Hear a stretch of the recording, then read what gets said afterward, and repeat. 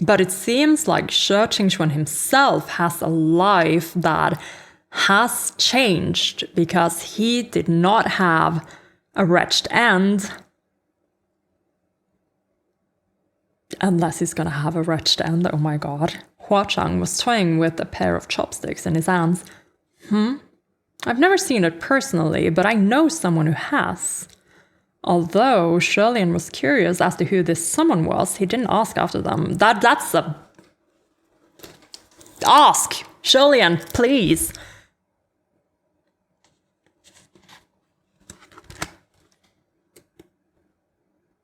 Oh no. Wait.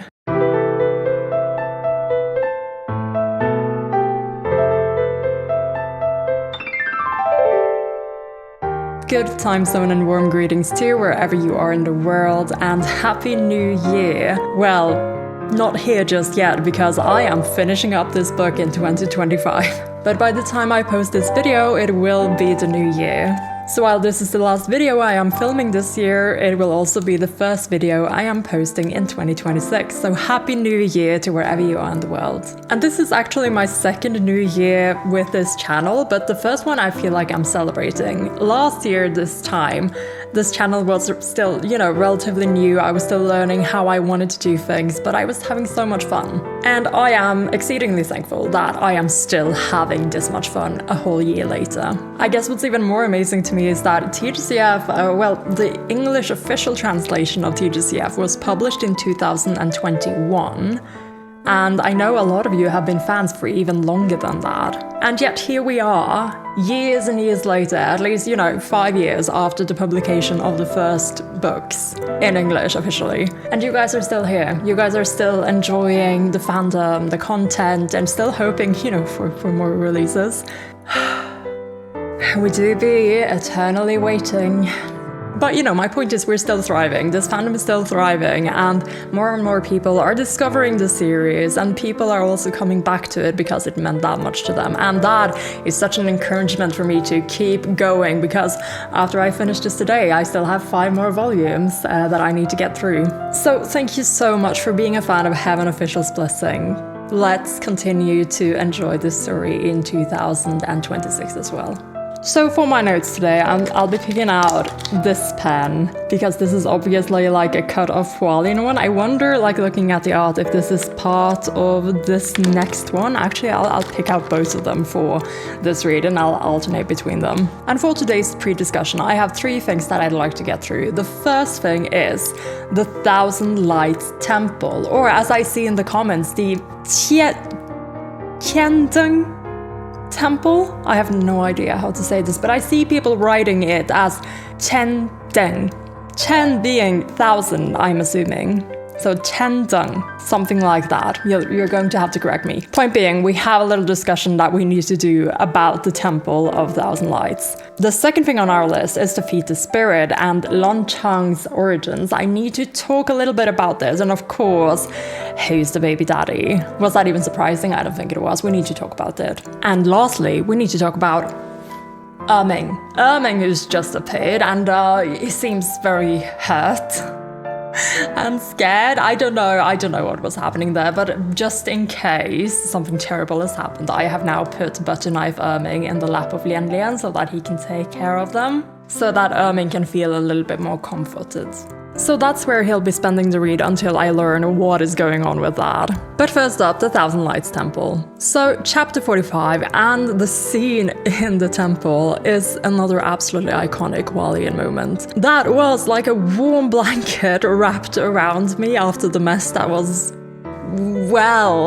the whole underwater kiss and everything that followed. I've had so much fun discussing that scene though, both its intention, its purpose, and also the way it was executed. And I've been talking to you guys here on YouTube in the comment section. I even did a poll on it because I think it's such an interesting scene. And of course in my server book club, which you are very welcome to join. And this is one of those scenes that warrants discussion and examination, but I don't want you to think that these discussions is me trying to be right about something. That's not what we're doing here. In fact, I really enjoy how we can have so many perspectives and opinions on a piece of writing, but still come together because at the end of the day, we really love this story on the whole. And that is, again, very encouraging to me. And I feel like this is the community we have, and this is the vibe we have as well. But just in case you don't feel that way, I just wanted to know that it's perfectly fine to disagree with me, and I really welcome it.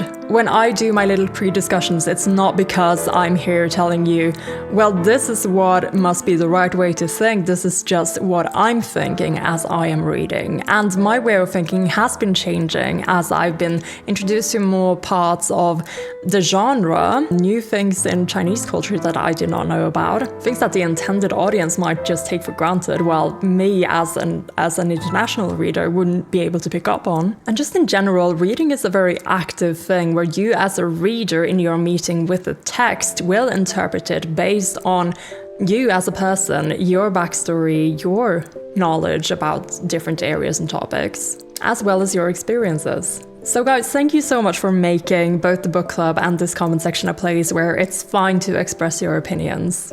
And where it's fine to disagree, because I know that's not really the fandom staple at the moment. And cultural competence and reading comprehension is not something you're just born with, it is something you need to develop. And my hopes for this channel going forward into 2026 is that that's something we can continue to do. I love it when you guys tell me, oh, I didn't even think about that the first time I read this, or the second time you read this. And I love it when someone writes a comment that gets a lot of replies from people who are totally unaware of this way of thinking or this detail. So let's continue to care for and foster this kind of culture in this channel, in my server, and let's continue to have a great 2026 reading TGCF and eventually, I hope, MDZs as well. Okay, a little tangent here, but back to the kiss and what I want to take away from this scene after all these discussions. The first thing being that the kiss was not actually ever intended as a kiss. Not initially anyway. I still have comments about that third kiss, Hua Chang. But it's important to know that that was not the intention of it to begin with, and I think that that's also helped Shirlian rationalize away the fact that it happened, for better or worse. But as we see later, it has affected his way of thinking, because, you know, when he is thinking about it up in heaven later on, he is, you know, thinking about it. In the sense of a kiss, as well as in the Thousand Lights Temple when he holds Hua Chang's hand to help him hold the brush, and then he reconsiders for a bit but keeps going because he's like, I can't do that. That's gonna be show that I'm way too self-conscious right now, so I'm not gonna do it. I'm not gonna take my hand away. His mind, it functions in such mysterious ways. Like, I totally get it, but oh my god. Point being, what I said was gonna happen is happening. Shirlian is now thinking differently about all these interactions with Hua Chang, and that is super important. And the last takeaway from our discussions is that it was such a messy situation. It was a really convoluted, confusing sort of moment for the both of them. And Hua Chang admits that he made a mistake, that he overstepped. And while the date in Ghost City seems like it's going fine and everything, that sort of tension is still there and leads into the core tension of the whole Tiandong Temple scene, the Thousand Lights Temple scene, which is Hua Chang's insecurities. And also Shirlian's, but first and foremost, Hua Chang's. My friend and longtime viewer Gibby sent me this comment that kind of speaks to what I mean here. Speaking of Hua Chang, he is giving me such young nervous energy in his reveal of Thousand Lights Temple. Years ago, he'd promised to make them bigger and more extravagant than anyone else at the very end of Arc 2, remember? And of course at the time, that was laughable.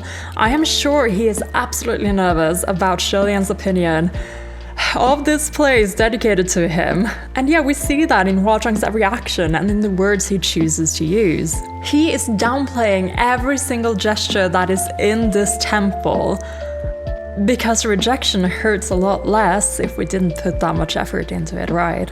And coming out of that rescue scene turned into a kiss. I mean, from Hua Chang's perspective, how was Shirlian's reaction anything but a rejection? Or at least an out, saying, this was just to rescue me, I understand why you did it, let's not talk about it ever again.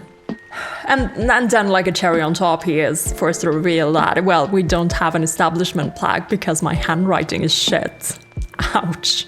So we as the reader know that Thousand Lights Temple was built by Hua-Chang with his utmost dedication. With his ghostly blood, sweat and tears that he doesn't have, but I'm probably sure he put it all in there. Shirley-Ann doesn't know this, but for a moment he suspects it. And then feels relief when Hua-Chang says that, oh, this was just a random building that I redid for the whole autumn festival thing. I didn't want you to be bored at the banquet, so I did all this to mess with the heavenly officials. Big sigh. Shirley-Ann is rationalizing here as well, because he knows that 3,000 blessing lanterns is a big deal. That's not just something you put together on a Thursday night. And as he's walking around the temple, he recognizes the work put into it. He agrees with leaving out the prayer cushions and the idol, but he also plays into Hua-Chang's, well, this is just half-assed, I just didn't do it yet, you know? Because this is Shirley-Ann's insecurity, being put on that pedestal. And he's told us that in Volume 1, Chapter 11, and all the way back in the Season 2 finale and the whole thing with Long Ten Cho. Don't put me on a pedestal, I'm only going to disappoint you. And of all the acquaintances Shirley-Ann has right now, Sunlong is the person he doesn't want to disappoint, right? Sunlong is the person he feels the most self-conscious around. I think that we can say that Chendong Temple is a metaphor for the current state of the Hualien relationship. The intent is there and the foundations are built, but neither one of them are ready to say it as it is. The temple is a confession of Hua-Chang's deep devotion, but he still chooses to hide it behind the blurring veil of his own insecurities. Shirley-Ann suspects that it really was built for him, but is very happy to accept the little lies of, yeah, this was just a random place that was redone for the purpose of a joke. And yet, this is where they sit down, and Shirley-Ann takes this moment of awkward admittance, aka, Gaga, I'm sorry, I can't write. But how about I get this famous calligrapher of your choice to write the establishment plaque for you? Or even better, how about you write it? Shirley-Ann hears this, sees this, and says, let me teach you.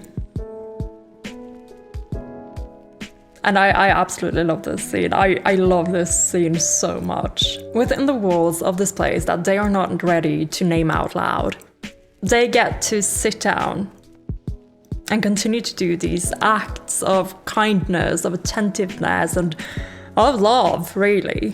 And this is why I really like Hualien. Hua-Chang isn't here really to save Shirley-Ann and vice versa, even though that has also happened. They're here to listen to one another, to help each other grow. So convert to Hualienism in 2026! Okay, Hualien aside for now, let's talk about the fetus spirit. What we know about the fetus spirit, the child spirit so far, is that it originated in Shanle. I'm very sure of that because Shirley-Ann thought the place was so familiar in his dream visit to the child's spirit mansion or whatever. I am pretty sure of that because of how familiar Shirley-Ann thought things felt when he was stuck in that dream. And because of that protection charm. But the timeline feels a little muddled to me because, well, we know that the child spirit originates there. When was it created? Was it during Shanle's fall or after it? And again, the charm is throwing me off because if it was after the fall, why would this person still keep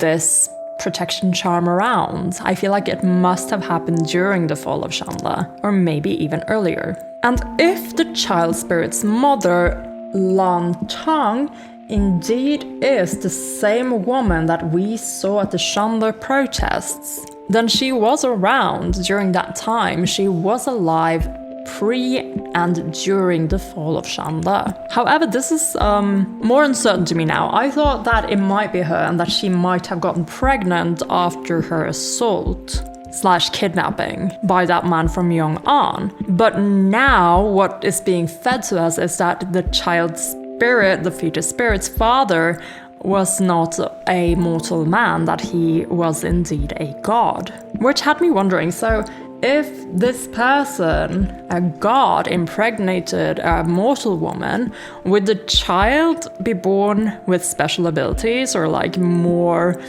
likely to have special abilities, or, you know, be talented in the arts of cultivation, martial arts? And in that case, is that the reason why whoever made the abortion happen did it to harvest the spirit, to harvest the child spirit and make it do their bidding? Because again, that's kind of the hints we got from Hwa-Chang and Shilian's conversation. That's what people, or the reason why people would create a fetus spirit in order to control it and make it do their bidding. But we don't even know if that is the reason why the fetus spirit exists. It just seems like it wasn't an accident. So, identity. The only other hint we have as to the fetus spirit's identity, to their father's identity, and to Lan Chang's identity in that case, is the golden belt. The golden belts that Shilian had were probably managed by Mu Qing. He's the one who knows that Shilian had over 40. Wow. But they were sold by Fengxian and Shilian after the fall of Shanda, which again gets me completely, like, it muddles up my timeline a little. Because if this woman had the belt before the fall of Shanda, or during the fall of Shanda, that does not make sense. But she could have obtained it after the fall of Shanda, if it was being sold and, you know, maybe she just came by it or someone gave it to her. Like, we know that the woman at the Shanda protests was the daughter of a rich merchant, and it seems like they were keeping her kind of inside after the kidnapping happened. Like, she was not supposed to be there. But it is also hinted when Shilian is in that dream that the child spirit, this mansion, this place, seems like it could have also been a brothel, which aligns with Lan Chang's profession as a sex worker, which makes me think that maybe these two are not the same person after all. Unless something happened here behind the scenes that we just don't know about yet. But the reason why I'm still kind of playing around here is that Mu Qing seemed to recognize Lan Chang. Or if he didn't recognize her, at least he recognized that golden belt, right? And that has me thinking of another theory. Maybe the golden belt really is Shilian's golden belt. I'm not sure how it ended up in Lan Chang's hands, but maybe the people, or the person who created the child spirit, the fetus spirit, thought that the child was Shilian's child, that Shilian was the father because of that belt, and that is one of the reasons why they harvested it and made it into a fetus spirit. And that's honestly the theory I'm most in favor of. I have another one, and that is because we keep getting the timeline changed here. The gods and Shilian, they keep saying the child spirit, the fetus spirit, is 700 to 800 years old, not 800 years old plus, which it would have been if it was born during the fall of Shanda, you know, but 700 to 800 years. And if that is so, that widens our pool of candidates considerably. Like, we already had Ming and the Emperor up on that list as well, Shilian, but you know, it's not Shilian. Rainmaster, if they are a man, again, that goes against my other theory, but sure, they could be. But that opens the floor for characters like Ming Yi, She Wudu, and also Mu Qing and Fengxian, who would have ascended in that time.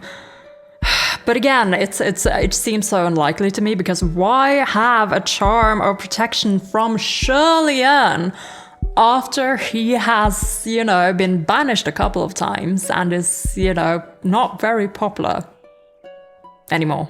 I don't understand. I am really, really confused about the whole child spirit thing, and it's really annoying me. I might have to go back and reread just to make sure that I haven't missed like an important clue or anything. But what we know is happening is that Lan Chang is protecting the father's identity. And here's the mistake that I made while reading. While reading, I thought it said that the blood father would be able to calm and dispel the spirit, disperse it. But the word Ling Wen actually used was discipline. So I thought maybe she was afraid of her child getting hurt, you know, getting dispelled, dispersed. But she just, in general, does not want the father's identity to be known, does not want him involved. And again, maybe he can, once he is known, he might make the decision to dispose of both of them, depending on the whole situation. So she might be right to be fearful of his identity getting out, which is why she's making all this mess. But yeah, that's it for the child spirit for now. We're just gonna have to read on and see what's gonna be revealed to us. And finally, the appearance of EMING. EMING just suddenly appears, and Julian, blocks him because it's like he attacks him. I'm not sure if that's actually what happened. Maybe EMING was just rushing towards him because he wants a hug. You can't make me think EMING was gonna hurt Julian or attack Julian, not after season 2, guys. But EMING appears and is in distress, and Chi-Rong is not there, and we are getting no breaks. We are getting no breaks, guys. But we are back in Pucci with Guju and also Long Ying, who came with us this time. So I'm gonna just shuffle this around a bit. I'm gonna put Hongonger somewhere else for now. I love you so much. Take care. He should be up here with His Highness.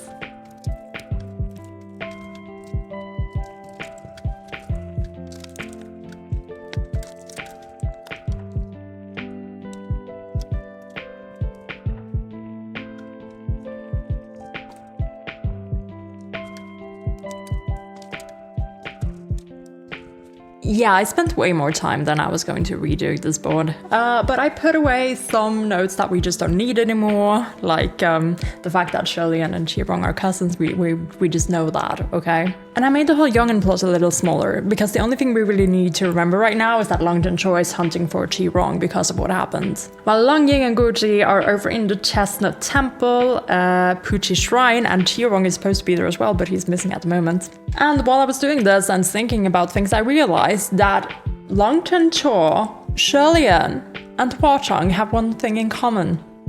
They are all together dedicated to be Chi-Rong's pest controls.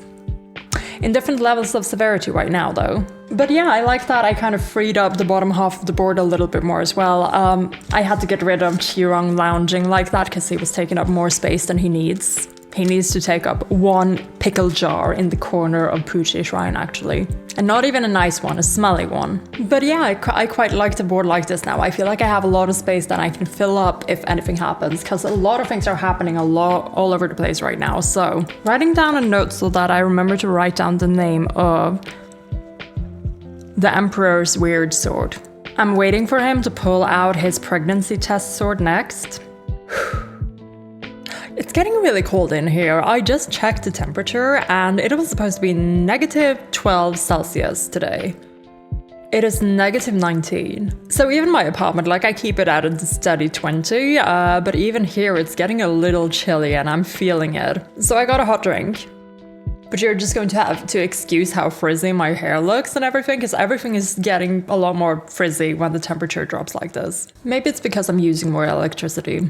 And the choice of sweater really isn't helping. Anyway, in the interest of time, I am not doing any mentions today. All the shoutouts will be a part of the next video, but I'd like you guys to know that I'm reading your messages, and I just want to say I am so thankful for all your support, for all the wonderful Christmas gifts. You guys are beyond kind and generous to me, so thank you guys so much. But I will do this week's question from the Gambler's Den, and this time we have a question from Caro. Caro's been around for a long time. Thank you so much for participating in this little game of ours, and congratulations on winning. This is the question. Dear Puffin, Merry Christmas and Happy New Year. Thank you so much for creating such a beautiful community and for being you.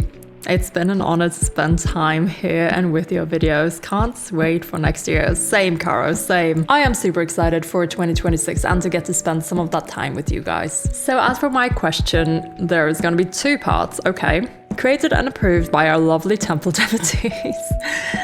You can open them on the video. So the first one is, last time there was a lanterns contest. This time it's gonna be a calligraphy contest. Oh no, Hua Chang is already lost. Oh no, he's lost. Save him, save the poor him. Since you finally discovered the little weakness of our powerful ghost king. Excluding Hualien, pick 8 TGCF characters of your choice. Rank them from 1 to 10 in order of whose calligraphy you think is best to worst. Number 1 being Shulian and number 10 being Huachang. Oh my gosh. On a scale from Huachang to Shulian, how shit is your calligraphy? Oh, that's amazing. That's so good. Okay, let's do this. So number 1 being Shulian. Oof, number 10 being Huachang. Okay, let's do this. You know what? I'm just gonna pick them randomly and I'm gonna try to rank them and we'll see if I can't fill this out without having to change the positions of any of these. Let's do this. Okay, so who do we think are terrible at calligraphy but not as terrible as Huachang? I hate to say this, but Qirong. Qirong is on this list. Like, he has his princely education, but he did not care that much. He did not pay that much attention, did not spend that much time perfecting his calligraphy. And he also fancies himself a poet, so he is definitely one of those. I have style. I don't need precision. But honestly, even his style is kind of shit, said Shirley and not me. So he's definitely 8 or 9. We just have to decide whether he is worst of all the rest of them, or if he is kind of okay compared to the others. Because, you know, he did have an education, he did have training. Like, would he write worse than Feng Xin or, say, Xuan Yizhen? Like, the only character I could imagine would not be able to write well on this board would be Ban Yue, because that would not have been her priority while alive. But I feel like she's more of a can't really write that well at all. So I feel like she would be below Huachang in that I don't even know if she can read properly. Huachang at least knows how to do that. Okay, so I'm gonna put Qirong at number 9, because I don't think anyone can do worse than him. And for number 8, let's go with Feng Xin. I feel like he would know how to write, it's just not very good. Surprisingly, inched out by Xuan Yizhen. Xuan Yizhen is gonna write better than him. There are so many people on this board and not enough spaces on this thing. Let's do some favorite characters. Let's do the faves. Let's do Ling Wen, because Ling Wen, right? Civil god, and you would expect that her handwriting is probably amazing, and you know what? It is amazing when she sits down and takes her time with it. When does she ever have time? Never. The Palace of Ling Wen has one goal, and that is to try to be a little bit more efficient, and with all the shit happening in heaven, it's getting really hard, you know, so they keep a standard of legible. As long as you're gonna read it, that's fine. So she's not actually like number 2. She could be if she really wanted to. But the general handwriting of Ling Wen is gonna be number 3. Who on this board is writing better than Ling Wen? Well, I have like 3 candidates for the number 2 spots actually. One being the Emperor. I think John Woo would write really well. Like, he is the Emperor after all, so he has like the standard of perfection. The Palace of Martial Arts, I was about to say, the Palace of Divine Might is all about like the standard, you know? It's all beautiful and amazing, so his writing is probably really good too. But I think that the 2 other candidates for the second position here are the Waning Moon Officer and Ming Yi. Okay, hear me out. Waning Moon Officer was a prince, he was a god, he was a martial god, and now he works for Huachang. Huachang runs a city. Huachang runs a gambler's den. Huachang runs a lot of operations where writing is kind of essential in order to keep track of things, right? So since Huachang can't write for shit, who's gonna have to do the writing for all the wages and the stuff and the things that needs doing? When most ghosts are apparently really shit at it, according to Huachang in the previous chapter. In comes the Waning Moon Officer, His Highness, remember, he was a highness.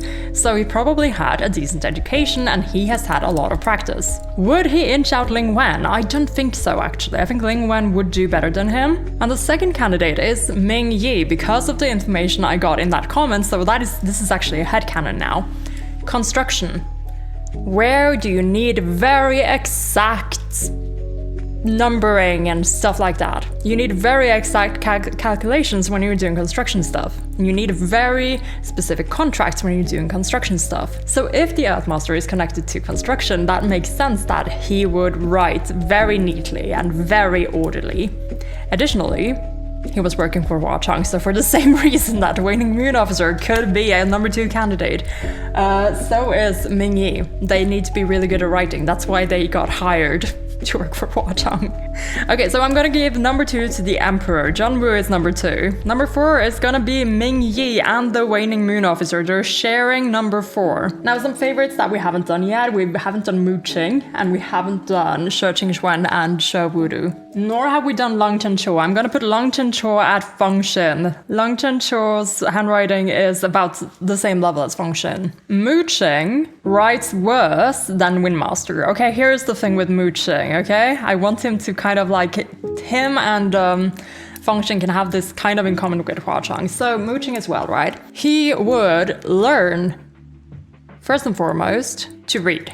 That's gonna be the most important part. So kind of similar to the whole thing with Hua Chang. Like, I feel like I forgot to talk about this, but why is Hua Chang's handwriting shit? Hua Chang's handwriting is shit because he was not learning this, you know, when he was a child, it wasn't important at all. He didn't have any sort of formal education, and when he finally had the time to learn anything, I guess, you know, reading is the first thing he'd like to learn, because reading is important in order to gather information. So recognizing the symbols, you know, the characters in Chinese. But then when you're writing them, if you don't learn how to write it, like one of my comments said, and which is true for languages like Japanese as well, the stroke order is super important, or it's gonna look really wonky and funny. So if he's just copying letter and doing it in whatever way was most convenient to him, his handwriting is just gonna be pretty shit.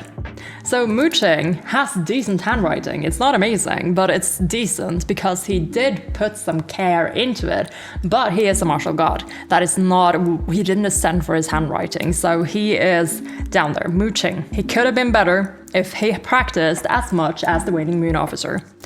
And I'm gonna put She Qingxuan and She Wudu at number 5 together. They have pretty good handwriting, and they have pretty decent handwriting, and they are the same level because they both ascended, because they, you know, as She Qingxuan said in Season 2, followed the same path, trained under the same master, born in the same house. Like, they did everything together. So of course their handwriting is also going to be around the same level. And there you have it. This is my handwriting list of for the characters of TGCF on a scale from Shulian to Hua Chang. Let me know what your scale would look like. And there was a second part to this question, so let me check that quickly. Our lovely Windmaster and Earthmaster, how do you think they first met and became friends? Caro, you guys are getting a little bit with these questions. Are these not two different questions, you think? Yeah, you know, a lot of these prompts have gotten way out of hand, actually. I'm having so much fun with them, though, so I feel like I can't say anything because I love them. So in the spirit of Christmas, I will answer this part 2 as well, even though, isn't it? I think it's a second question. It's a second question. I'll answer your second question, Caro. So Windmaster and Earthmaster, how did they meet and become friends? Well, Caro, sometimes an extrovert spots an introvert across the room and makes it their life mission to make their lives... I think we all know the feeling. I think this is literally like, we don't know how old Ming Yi or She Qingxuan are. We don't know when they ascended. I am assuming because She Wudu is such good friends with Lingwen and Pei Ming, who are quite old gods, that they are rather old as well. And let's say that Ming Yi, who, you know, not a lot of people seem to know him, like he's very elusive. I think he's younger than She Qingxuan. So I'm imagining that new Earthmaster ascends, and he is a bit like Ming Yi is, right? And so the Windmaster, the generous and very friendly, sociable Windmaster She Qingxuan, takes it up on themselves to help Ming Yi, show him the ropes, so to speak. Show him around, get him into like how things work. He tries to introduce him to people, but Ming Yi is just so antisocial. He's not very sociable at all. And only really succeeds in becoming like best friends with him by another case of forced proximity, except this forcing is being done by She Qingxuan. So I am imagining that something like that happened. Ming Yi ascends, and She Qingxuan just descends on him. And the rest is history. And that is why we have this duo now. BeefLeaf, right? Very, very, very popular ship. And I can't wait to see what kind of shenanigans and what kind of drama is going to happen in this corner of the board. Because I think that whatever has been going on here... Oops, sorry, Ming-Yi. It's gonna blow up on us sooner or later, specifically on Ming-Yi. I think something is going to happen there. The double agenting, the hiding something, there's something going on here. But okay, guys. That means we are ready to dive into the last few chapters of Volume 3 of Heaven Official's Blessing. And the first one coming up is Chapter 48. Fight for Commendation. EMING battles Roya! Wait, what is happening here? We're getting a Roya EMING battle? Are you for real? Are you for real? This is gonna be so fun. Oh no. Why is this happening though? I don't think I like this. I don't think I like what we're looking at. I hope this is gonna be a fun thing, not a serious thing. Let's see what happens. The scimitar shook more and more uncontrollably. Shirley was at a loss for how to respond, and he gently stroked along the blade's spine. Oh, I love that. Thank you, Shirley. Thank you. Thank you, Lin. Take care of him. I'm sorry. I didn't see it was you. I want to do it again. After stroking it a few times, EMING's eyes squinted, and the trembling finally stopped. Shirley then asked, "Where's your master?" Suddenly, a voice came from behind. Paid no mind. Is it Hua-Chang? Did he seriously pop up again immediately? I mean, it makes sense that he's here because his scimitar is here. So yeah, it makes sense. Shirley looked back and immediately rose to his feet, surprised and delighted. Sunlong, what brings you here? Behind him was a youth who strolled easily towards Shirley with an air of playful arrogance. Oh my god. It was Hua-Chang. He had once more tied his black hair into a crooked ponytail, and he was dressed in a white tunic, his red outer jacket tied around his waist. His sleeves were rolled up, revealing those firm, pale white arms and a tattoo on one of them. Amazing. Amazing. Sunlong is back. Sunlong has returned to us. Sunlong, you need to come over here. You need to be right here for this. I can't believe it. We got Sunlong again. I didn't think we were going to see you in a while, actually. I am so pleased. I am a little biased and very, very pleased. And wow, firm pale white arms, eh? With the fucking tattoo. They're reminding us of the tattoo now that we have, the information about Hua-Chang's handwriting. They're reminding us of the tattoo.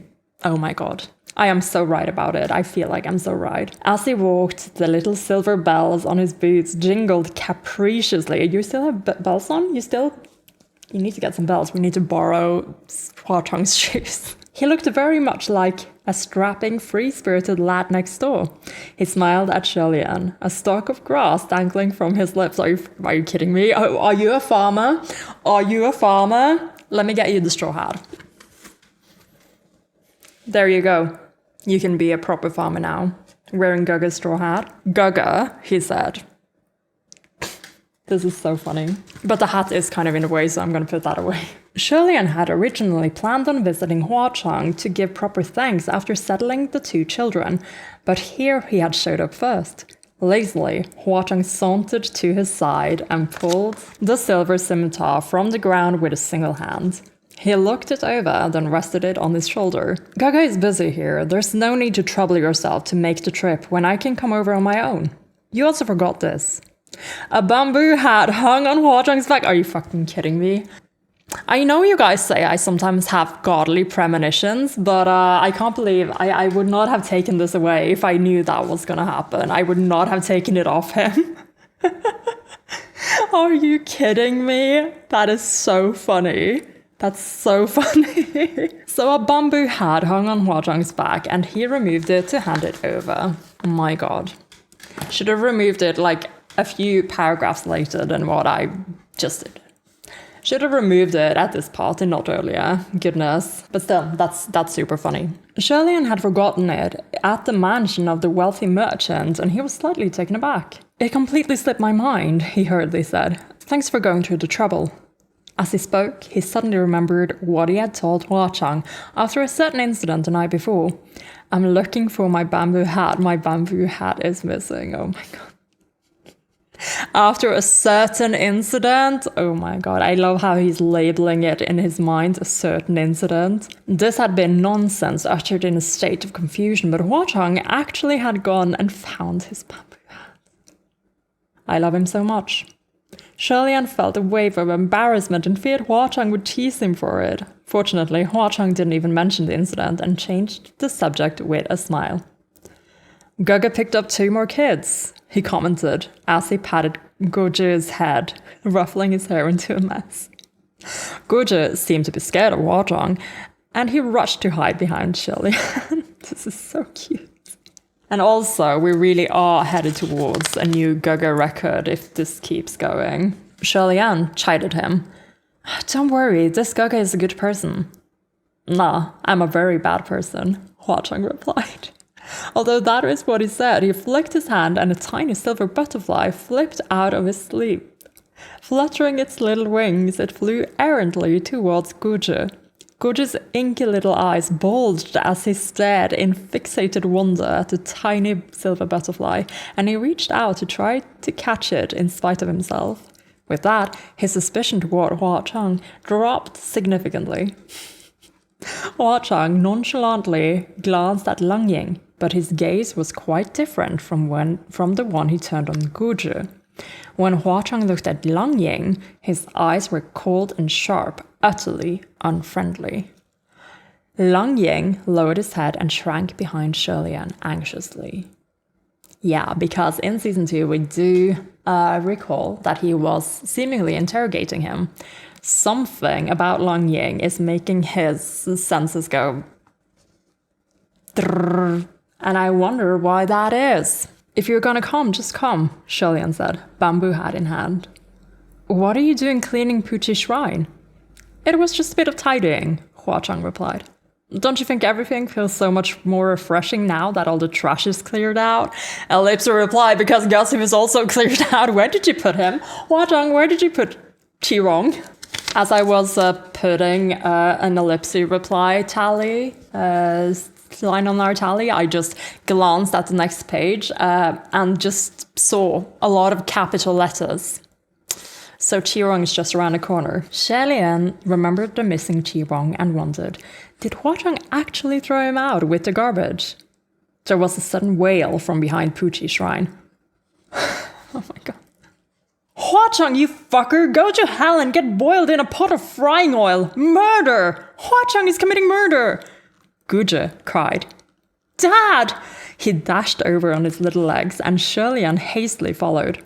A small creek ran behind Puchi's shrine. It was where Shirley-Ann usually did laundry and washed rice and washed his face very seductively in that season 2 first scene. At the moment, it was instead Qirong who was being dunked in the water, his body bound tightly by Roya. He desperately tried to keep his head above water and roared for all he was worth. Roya is keeping him underwater. What is this, waterboarding? I won't get out. I refuse to get out. I will stay in this body until it dies. I won't surrender. Hua Chang spat out the stalk of grass. You take yourself for some kind of hero, useless trash. I captured him a few days ago on some mountain, Shirley-Ann explained woefully. He is possessing someone and won't come out. The man is still alive, so if we forcibly rip out Qirong's soul, the flesh won't survive. Honestly, does someone have any idea what we can do? You want ideas on how to make him suffer a fate worse than death? Hua Chang asked. There's plenty of options. That was obviously a threat. Qirong cussed. You two! Broken pot with a rotten cover to match. Hearts of snakes and scorpions. Gurgle, gurgle, gurgle. He hadn't finished before he was submerged in the creek again. Whenever Shirley-Ann saw Qirong, he was filled with both anger and sorrow, remembering how his mother's corpse had dissolved to ash. Nevertheless, that body belonged to another, so it had to be preserved. Thus, he fished Qirong from the creek and dragged him to the front door of Puchi's shrine. Qirong hadn't eaten for a full day and night, so his stomach was shriveled with hunger. After Hua Chang's bullying, he was full of rage but had no energy. Appearing truly wretched and pathetic, he wolfed down the meat pies Guja had snuck back from the wealthy merchant's house, leaving not a single crumb. Sholian shook his head. He noticed that Chirong's limbs were stiff, probably from some petrification spell cast by Huachang. "Roya, return," Sholian called. Roya had spent days binding Chirong and was feeling extremely aggrieved for it. With that call, it immediately whooshed over and wrapped itself in loops around Sholian's whole body like a white snake. Is this it? Is this why EMING is gonna fight Roya? Oh my god. Jealousy? Sholian pushed open the door and comforted it as he did so, untying it from his person. All right, I'll give you a bath in a bit. Don't feel bad. Go play over there." Thus, Roya dragged its bandages and listlessly floated to the side. Huachang also casually tossed EMING over, and EMING assumed a dignified pose upon landing. Roya had been moping facing the wall, but it suddenly discovered a shimmering silver scimitar leaning against that same wall. So yeah, this is their first time meeting like this. It's very carefully approached. The eye on EMING's hilt twirled and looked over, its gaze calculating. Fangxin remained somber and unmoved, making no show or acknowledging anything. This lazy old sword doesn't even want to come out to play. Sholian had spent the past few days studying up on cooking, and he felt he had perhaps gained considerable insight. His heart was full of confidence, wanting to show off his skills, oh no, and properly host Huachang. Sholian bade him stay for a meal, to which Huachang, of course, cheerfully agreed. Sholian had brought a bunch of groceries on the way back from town, and he piled them on the altar. Picking up the butcher knife, he chopped and sliced, the pots clinking and clanking. The altar table could be used as a desk, kitchen island, and dining table as well. Cutlery could be set up on it, children could sit all around. One could say it was a table of 100 uses. Huachang leaned against the wall and watched for a bit. Finally, he couldn't watch anymore and spoke. "Do you need help?" Sholian was at the height of his fervor and dismissed him. "No need, Roya's help is plenty." To demonstrate, he threw a few bundles of firewood that hadn't yet been chopped. Pah! Like an attacking viper, the white silk bandage whipped the logs, and chunks of wood originally thick as thighs were instantly chopped into thin sticks of kindling. Oh my gosh, Roya is OP. Roya is so OP. Oh my gosh, it's gonna be a competition.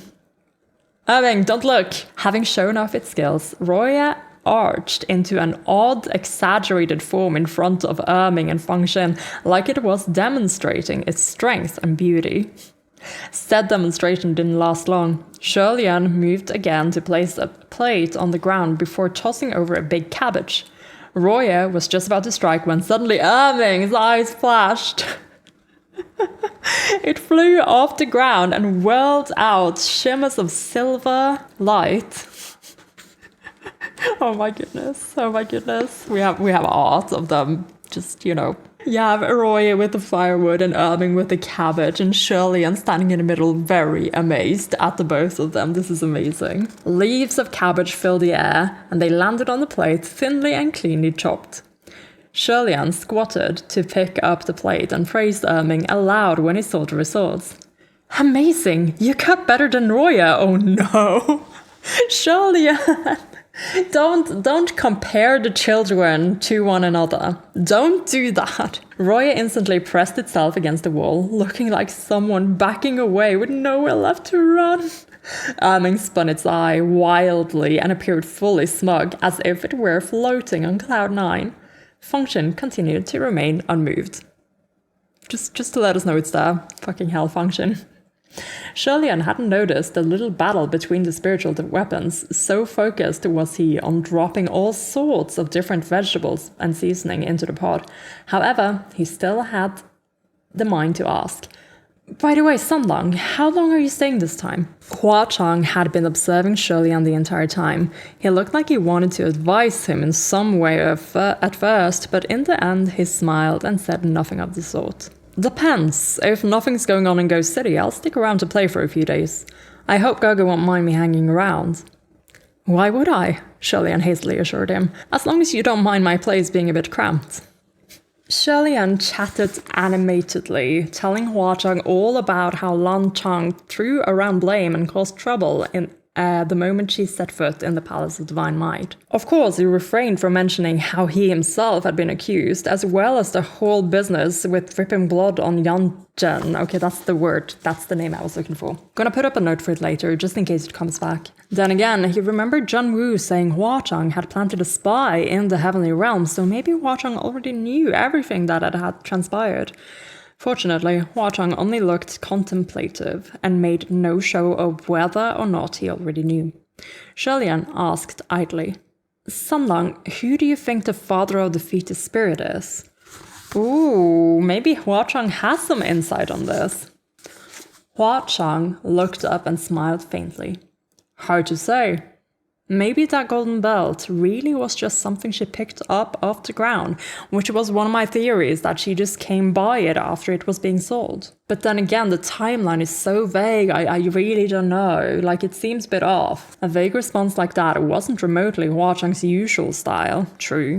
And it rather puzzled Shirley-Ann, and most readers probably, who are very used to Hua-Chang just letting us know what is going on. But soon the bubbling pot stole his focus. After 2 instants' time, he opened the cover to the pot. Usually, all Qirong ate were offerings that the villagers had made to Shirley-Ann. It was never anything more than steamed buns and pickles, noodles and eggs, wild fruits and such other things, but at last it was food fit for humans. The moment the pot cover opened and the smell of its contents wafted outside Puchi Shrine, Qirong started screaming curses. God fucking Shirley-Ann, black-hearted snow lotus! You might as well just stab me dead right now! So acting good by fishing me out was all to make me suffer this torture? I've seen through you!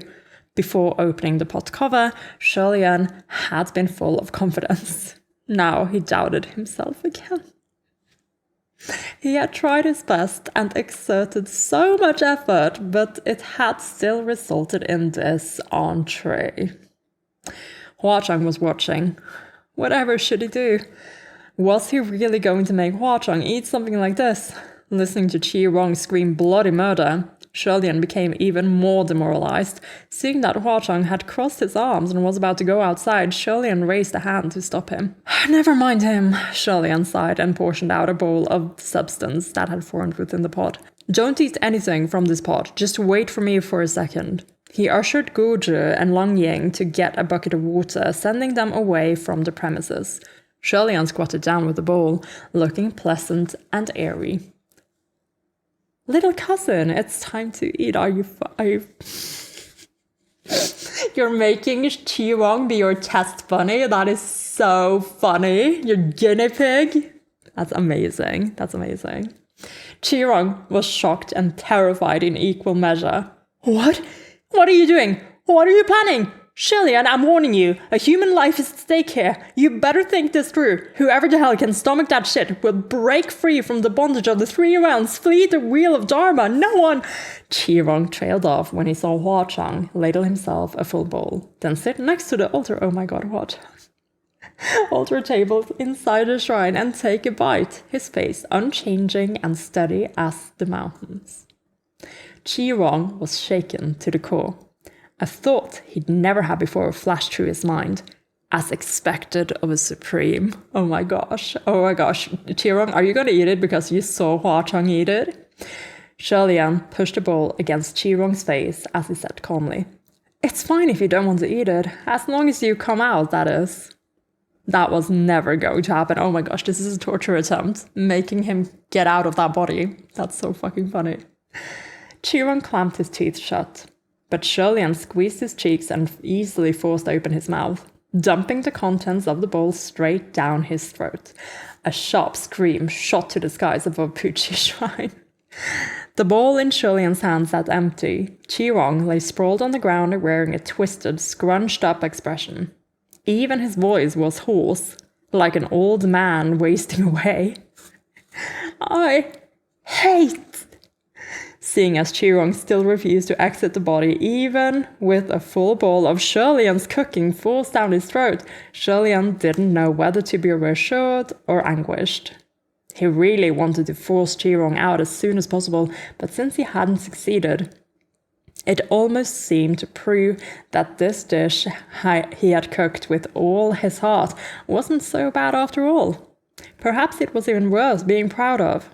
Turning around, Sholian saw that the bowl in Hua Chang's, oh my gosh, he ate it all, hand was almost empty. He was eating leisurely, looking at Sholian as he did.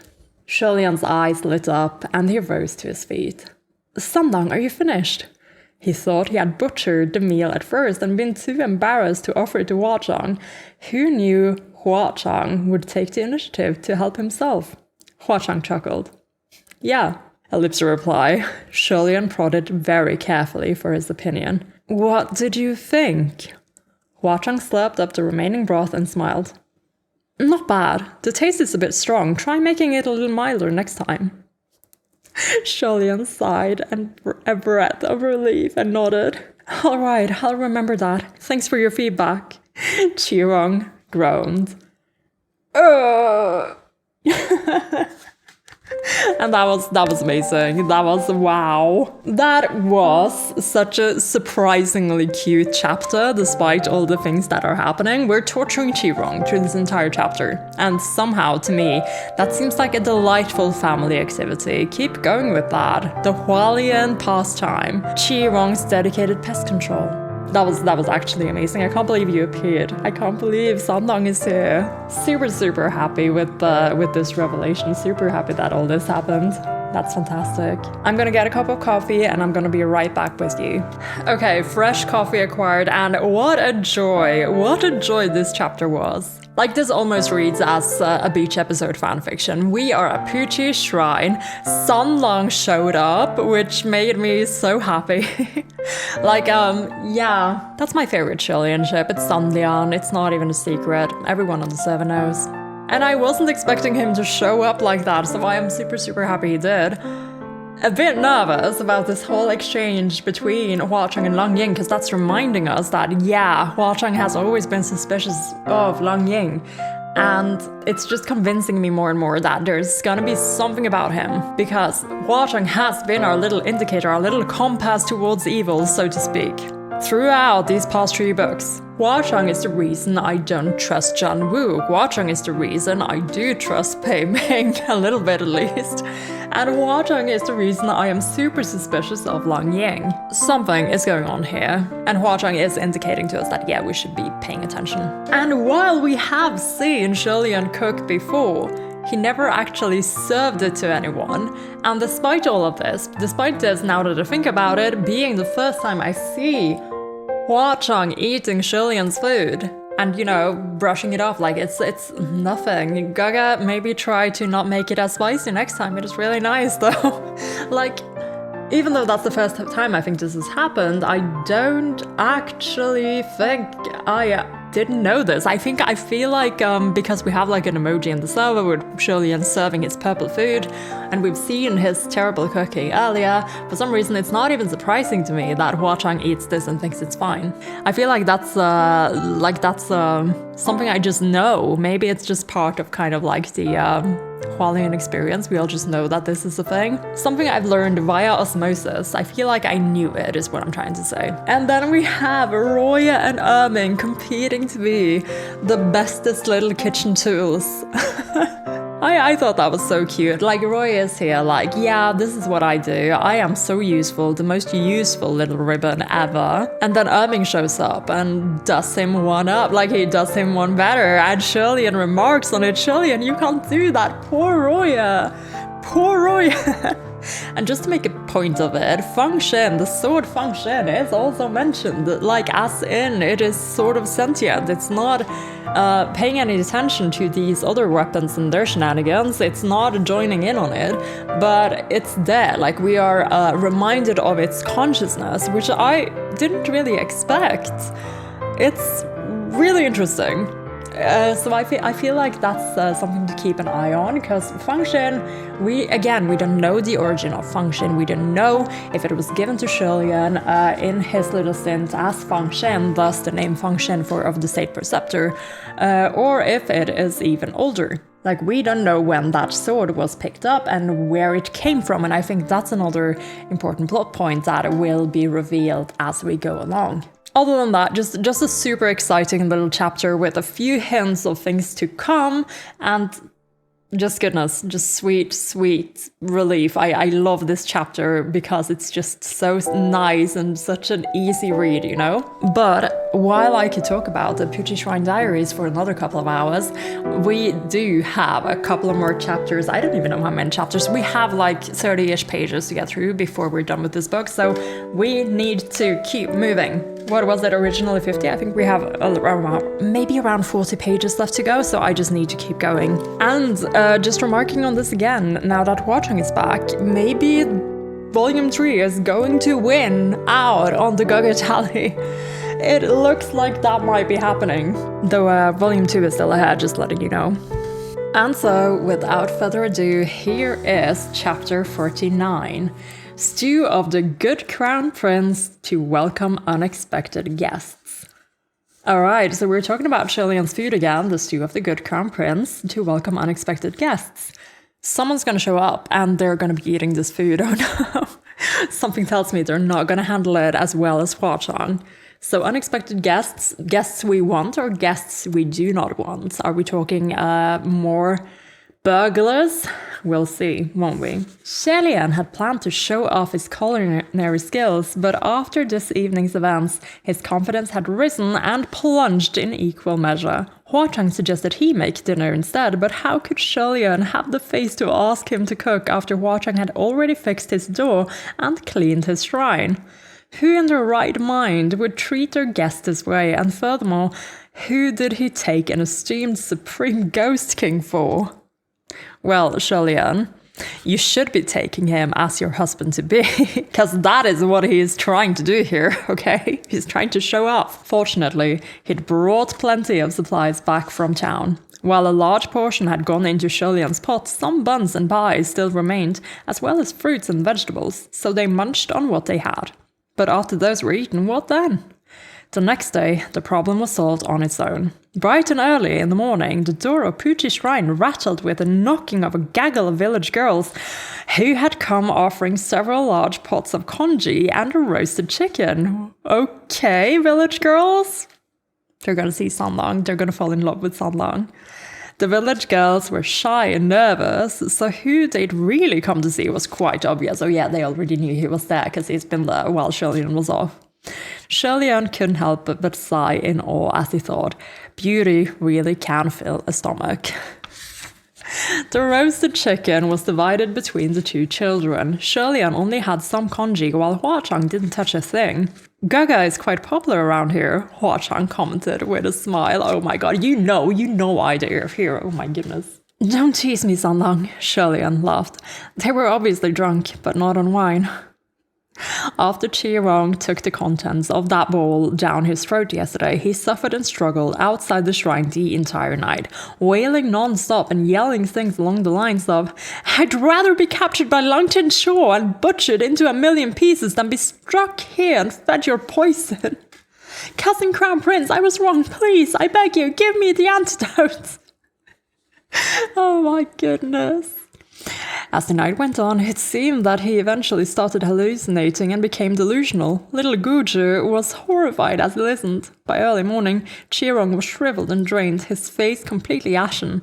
Only after he slurped a bit of congee from Guju's cupped palm did he finally regain some strength. Poplar my ass! Who the hell would come for him? He croaked with a broken voice. Look at that shabby appearance, and don't you be so full of yourself, Hwa-Chang, you fucker. At most, you could only attract bumpkin chicks from backwater towns like these. Oh my god, Chi-Rong, oh my god, Chi-Rong. They only came simpering along because you're dressed so extravagantly. If you dressed the part of a beggar, I doubt they'd spare you a glance. Shelian thought that wasn't right at all. Even if Hwa-Chang dressed like a pauper, he would surely collect a mountain of gold should he go begging. Still, he said nothing and started leisurely doing chores. I love that Shelian's just, subtly being like, yeah, Hwa-Chang is just the most beautiful man ever. That means nothing. After a while, another wave of smells wafted outside, and Chi-Rong roared out curses anew. What are you doing now? What the hell? It's that pot of love of all seasons stew, Shelian replied warmly. I'm heating it up. Oh my god. Hua Chang applauded quietly at this. What a good name. Chirong screeched. You gave that fucking shit a name? Stop! I love how this banter is just continued into this chapter. I actually adore this sort of the dynamic going on here. The mere smell of the reheating brew made Chirong recall memories most terrifying, so there wasn't really a need to feed him. Chirong didn't dare speak another word. Once the meal was finished, Longying silently collected the cutlery, seeming like he intended to do the dishes. Let it be, Sholian chided him.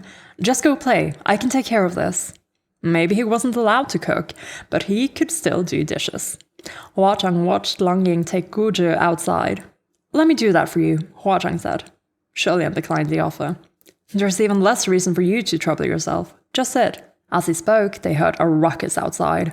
Chirong had gotten bored with nothing to do after filling his stomach, and he'd started catcalling. Oh my god. Chirong, please. Hey, chickie, what are you doing checking me out? Chirong cooed greasily. Did I make your tender little heart quiver? Oh my god. Do not, Chirong, do not. He'd just been griping about how he didn't care for country girls, only to turn around and start flirting, and so tastelessly too. Sholian shook his head, thinking it would be the best to drag Chirong inside after all, lest he scare people while tied up out there. Before he even opened the door, he heard awed comments from the villagers. Whoa, what legendary beauties! Why would such beautiful girls come to our village? I've never seen such pretty ladies, not in my whole life, and there's 2 of them. Oh my god. Oh my god. 2 pretty ladies? We know of a couple of pretty ladies. Is it? Is it? Unless this is function mooching, doing a new disguise thing. Soon after, there was the sound of knocking, and it surprisingly came upon the door of Puchi Shrine. Sholian was puzzled. Legendary beauties? 2 of them? Why would 2 legendary beauties come knocking on my door? Sholian then realized. Could it be... Did that wealthy merchant get some new wives and bring them to show their gratitude? It's not, come on. Thinking that this could very well be the case, Sholian quickly grabbed for the please donate to help with renovations of this shrine sign, ready to set it outside, but he then heard one of the women speak in a frosty tone. What's this thing at the door? What an eyesore. Immediately, the puzzled voice of another woman followed. Maybe it's for guarding the door. No way. No one would ever have a reason to sink so low, to use such a vulgar spiritual beast. Although they were women's voices, Sholian had heard them before. It was Windmaster Qingxuan and Earthmaster Yi. Let's fucking go. This is amazing. I can't believe this is happening. I never thought we'd see them again. Like this up on the board, it's just like been a prayer. It's just been a prayer to the temple of the Windmaster. And my prayers have been answered. At first, he wanted to open the door. Then he whipped his head around to look at Hua Chang, who was languidly cleaning up the altar table behind him. Sholian stopped his hands, cautiously peeking out the door's crack instead. Outside the door stood 2 tall, slender women. One was a white-robed Taoist priestess with a whisk in hand, her lips rosy, her eyes bright, her form sensually graceful. The other was a woman clad in black, her skin snow-white and her face beautifully sharp. She wore an upset expression as she glowered into the distance, her hands folded behind her back. The white-robed Taoist priestess had a face full of smiles, cupping her hands to salute her thanks to all around. Haha, thanks everyone, thank you. No need to compliment us so much, no need to make such a scene. It gets me all flustered when you fuss over me. That's enough now, thank you. Sholian had no words. A large, tightly packed crowd of beauty-watching villagers was outside, and once they were done looking at the beauties, they started pointing and jeering at Chirong, to the latter's great displeasure. What are y'all looking at? He screamed maniacally. So what if this ancestor likes lying on the ground? Fuck off, there's nothing to see here. When the villagers saw how bizarrely the man behaved, how fiendish he looked with that sickly green face, they dispersed in fright. Shengchuan looked Chirong over. This green gongzi, pray tell, Is His Highness the Crown Prince inside the shrine? Hearing her address Shirley as His Highness the Crown Prince, Chi-Rong immediately lost interest in the two beautiful women before him. He clicked his tongue. So you're some goddamn officials from the upper court. As if this ancestor is a dog guarding his door. Listen here, I am. He hadn't finished his introduction before Ming Yi glumly approached. There was a wail, followed by sounds of smacking. From Shirlian's position, he couldn't discern exactly what Ming Yi was doing and could only see Shi Qingxuan sweep her whisk as she chided her companion. Ming Xiong, it's not good to use violence. What's there to be afraid of? Ming Yi asked coolly. Didn't you say he's not a domesticated spiritual beast? Ellipsu replied. And I think this one is from Shirlian because he is about to open the door. But yes, like master, like servant spy, beating up Chi-Rong. That's on point. To prevent Chi-Rong from getting beaten to death, Shirlian had no choice but to open the door. He raised his hands to stop Ming Yi. My lord, have mercy! Don't hit him, he's a person! When Shirlian opened the door, Ming Yi flipped away her black hem and removed her boot from Chi-Rong's back. Shi Qingxuan cupped her hands in courtesy. Your Highness, I've come a few days early. What's with this person? He's so full of ghost chi that it's impossible to hide. Do you take us for blind? Shi Qingxuan changed the subject. Anyway, let's talk inside. I've something really important I need your help with. And thus the plot came knocking once again. Need help with? Oh my god, what is going on now? She made her way around Chi-Rong's prone body as she spoke and was about to cross over the threshold, but Hua Chang was still inside. How could Shirlian possibly let him in? Wait, he cried hastily. However, it was too late. Puchi Shrine was only so big and it had no places to hide. Shi Qingxuan and Ming Yi immediately saw that behind Shirlian there stood a supreme ghost king, who was in the middle of doing dishes. The imagery, oh my god. 4 pairs of eyes met, sparks flew. Hua Chang smiled, a smile that showed his teeth. The smile was ominous and his eyes held no trace of mirth. In an instant, Ming Yi's pupils shrank, and she backed a meter away. Exceedingly alarmed, Shi Qingxuan flung out her Windmaster fan to strike an attacking stance. Just remembering that this is a flashback, like this is a recall to season 2. This was the crowd of people who were there escaping from Paradise Manor. My god. Even Lang Ying is somewhere around here. But yes, Ming Yi's pupils shrank and she backed a meter away. Yup, we're getting alarmed behavior at least. Oof. Crimson rains up flower! Outside the door, the ashen-faced Chi-Rong roared with rage. And I'm the Knight touring Green Lantern! Oh my god. Seriously? How come none of you recognized me when kicking the shit out of me, but you knew it was him with just one look? Ming Yi had infiltrated Ghost City and spent many years as a spy under Hua Chang. Only recently had she been discovered and captured, and subsequently locked in a labyrinth dungeon and beaten to a pulp. Now the two enemies faced each other once more, their eyes bloodshot. Tiny little Puchi Shrine was filled with the scent of venom inside and out.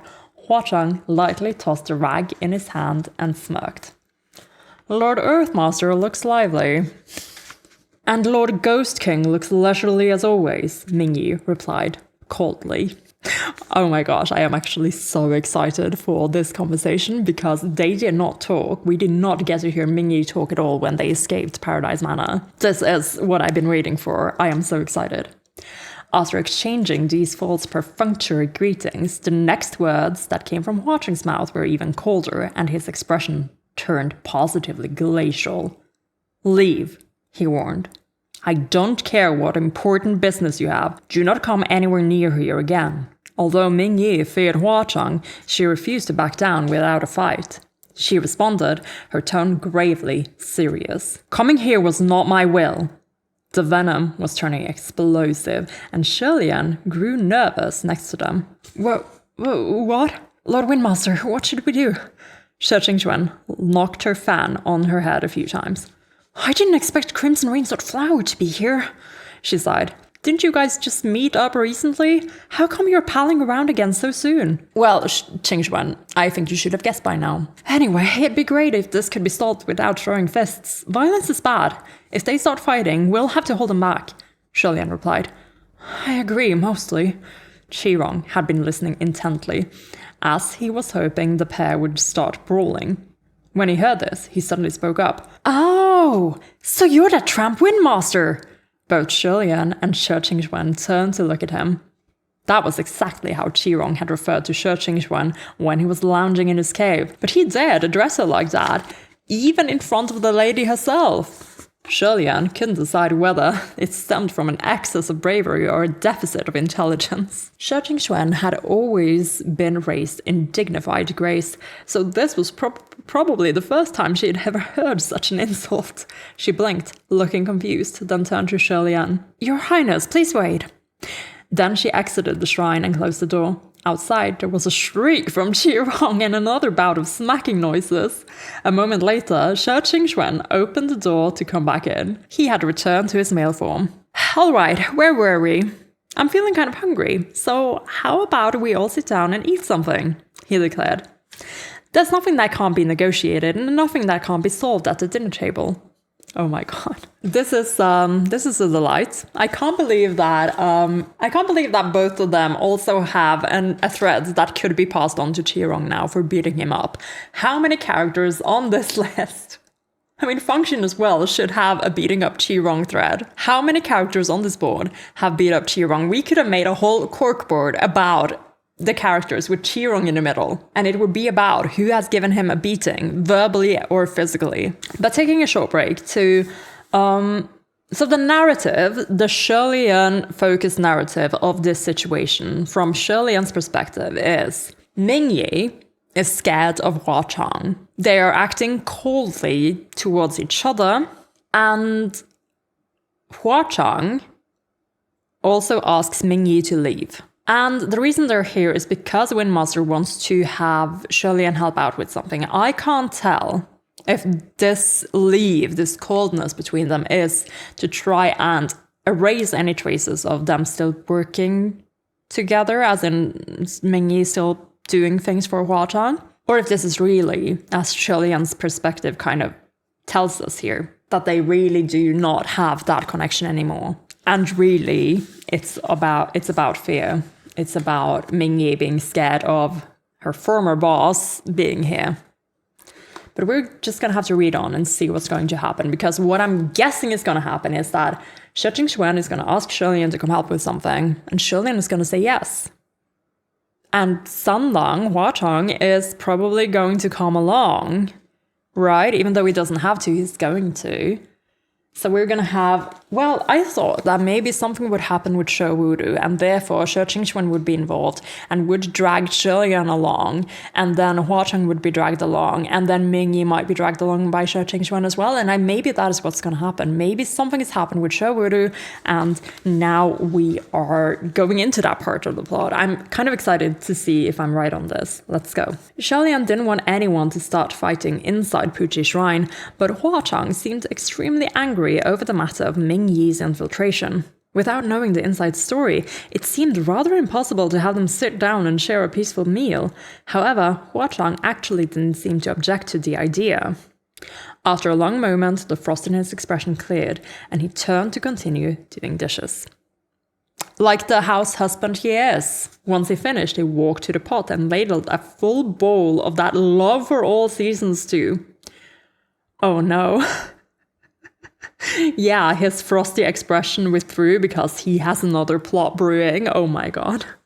As he withdrew and thereby put a stop to the imminent battle, the rest sighed a breath of relief. The next step was to change the subject and liven the mood. So Shi Qingxuan asked, Your Highness, what is in that pot? It seems to still be hot. Oh, I made that, Shilian said.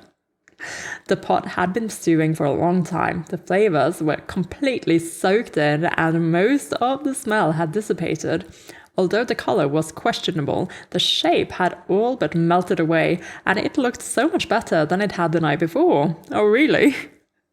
Shi Qingquan vibrated with excitement when he heard this reply. Really? I've never eaten anything prepared by the hands of a heavenly official. Come, let's have a taste. He grabbed some spoons and filled 2 bowls. Shirlian wanted to stop him, to be honest, but Hua Chang had been so consistently encouraging, burying seeds of confidence within him. Also, earlier that morning, as he heated the stew, he'd changed the preparation according to Hua Chang's suggestions. A thought surfaced in his mind. Perhaps I saved it. Oh no, we've instilled false confidence in Shirlian. Oops. After some hesitation, he decided not to say anything. He watched with secret anticipation as Shi Qingquan passed one of the bowls to Ming Yi, who is, a food lover. Come, Ming Chong, this one is yours. Ming Yi took a look at the contents of the bowl, then turned her face away, looking wholly unwilling. It was a little rude. Shi Qingquan was outraged and unrelentingly forced the bowl in her face. Oh my god.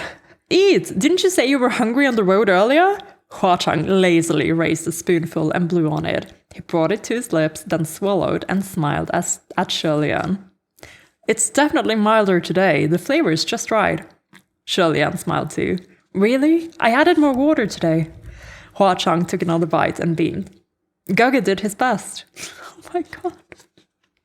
I'm seeing through you, Hua Chang. The whole point of this is making Ming Yi eat this. This is such petty revenge. Oh my goodness. Hua Chang behaved as though he were tasting some delicious delicacy, and he was incredibly convincing to behold exactly. A moment later, Ming Yi took the bowl after all. Shi Qingquan smiled. That's better. The pair spooned mouthfuls of the stew at the same time and swallowed them down. And that is the end of the chapter. What a cliffhanger. This is like the biggest cliffhanger this book has ever given us. What is going to happen? Nobody knows. Oh no. How are 2 heavenly officials going to handle this? Because we have not gotten to see any other heavenly officials handle this. I thought we were going to get Fu Yao and Nanfang to eat it in volume 1, season 1, but Nanfang ran away before any of that could happen. Ooh, excuse the fireworks going off in the background. It's a bit early for that, guys. 6 hours to go. Okay, to summarize my thoughts, I think I said most of the things I'm thinking about while I was reading, but to summarize, there's some stuff happening here, aka the plot is brewing. The plot came knocking once again, this time in the shape of Shi Qingquan, and I think that whatever Shi Qingquan is gonna drag Shirlian into now, because Shirlian is gonna go, that's gonna open up this box of whatever this is.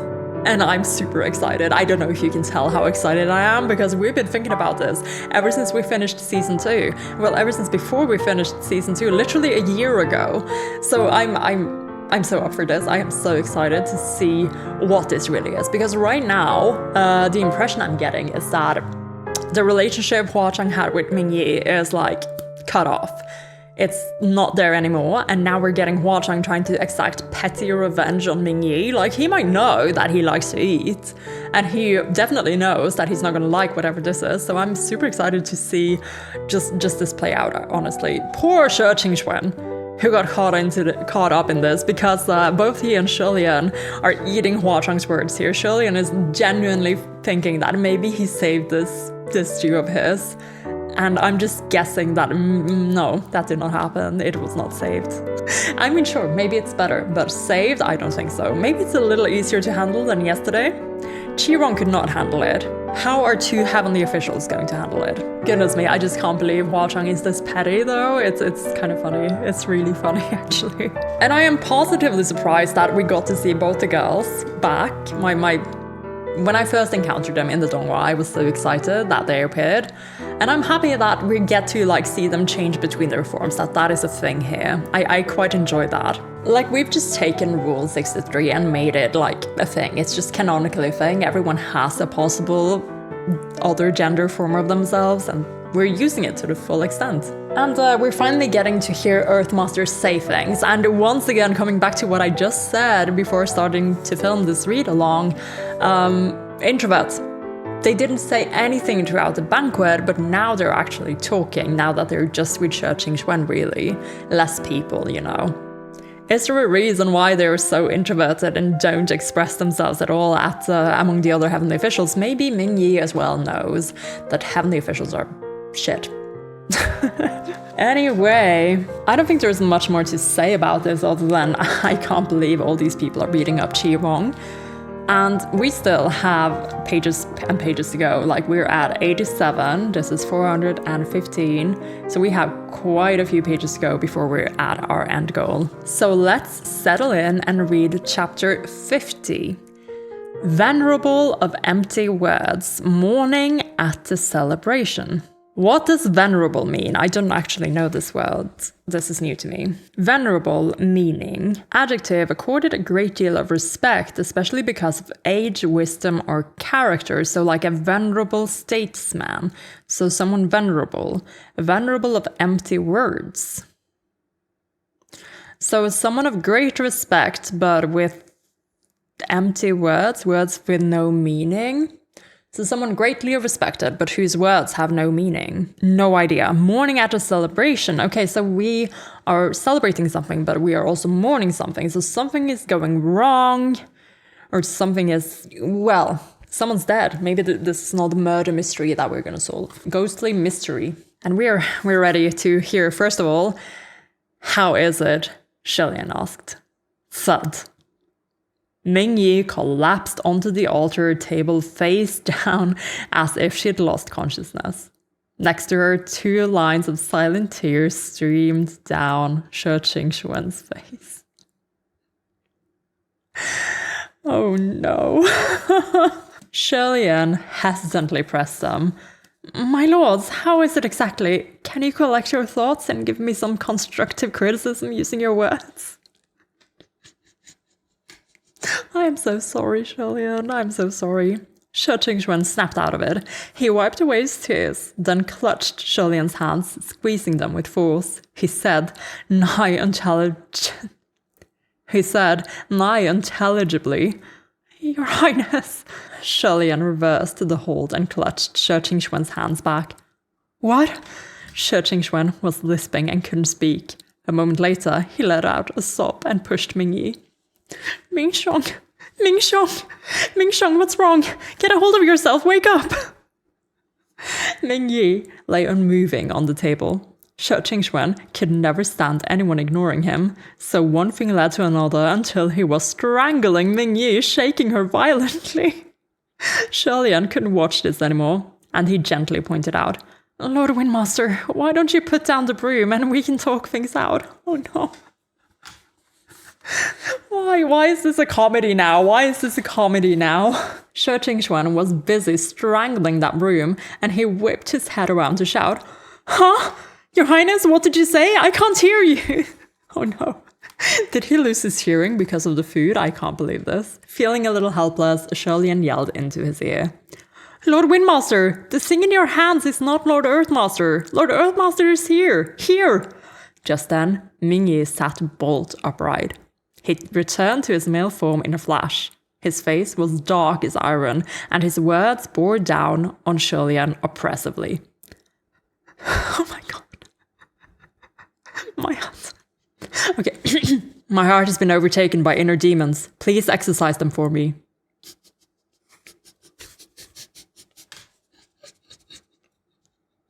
I'm struggling to read because I'm laughing. A spoonful of stew could cause a demon infestation of the heart. Shelian was shocked to the core. He mumbled, That can't be possible. Shi Qingxuan pointed at Ming Yi, his eyes round and bulging. Hold it, you! What manner of evil are you? To dare flaunt your pretty tricks before this Windmaster? Where's Mingxiong? Quickly, I'll shield you. Let's take it down together. Broom in one hand, Shi Qingxuan flung out the Windmaster fan in the other. If he attacked with that fan, the entire roof would be blown away for sure. Shelian hastily rushed over to hold him down. Don't, my lords, please. Will you both snap out of it?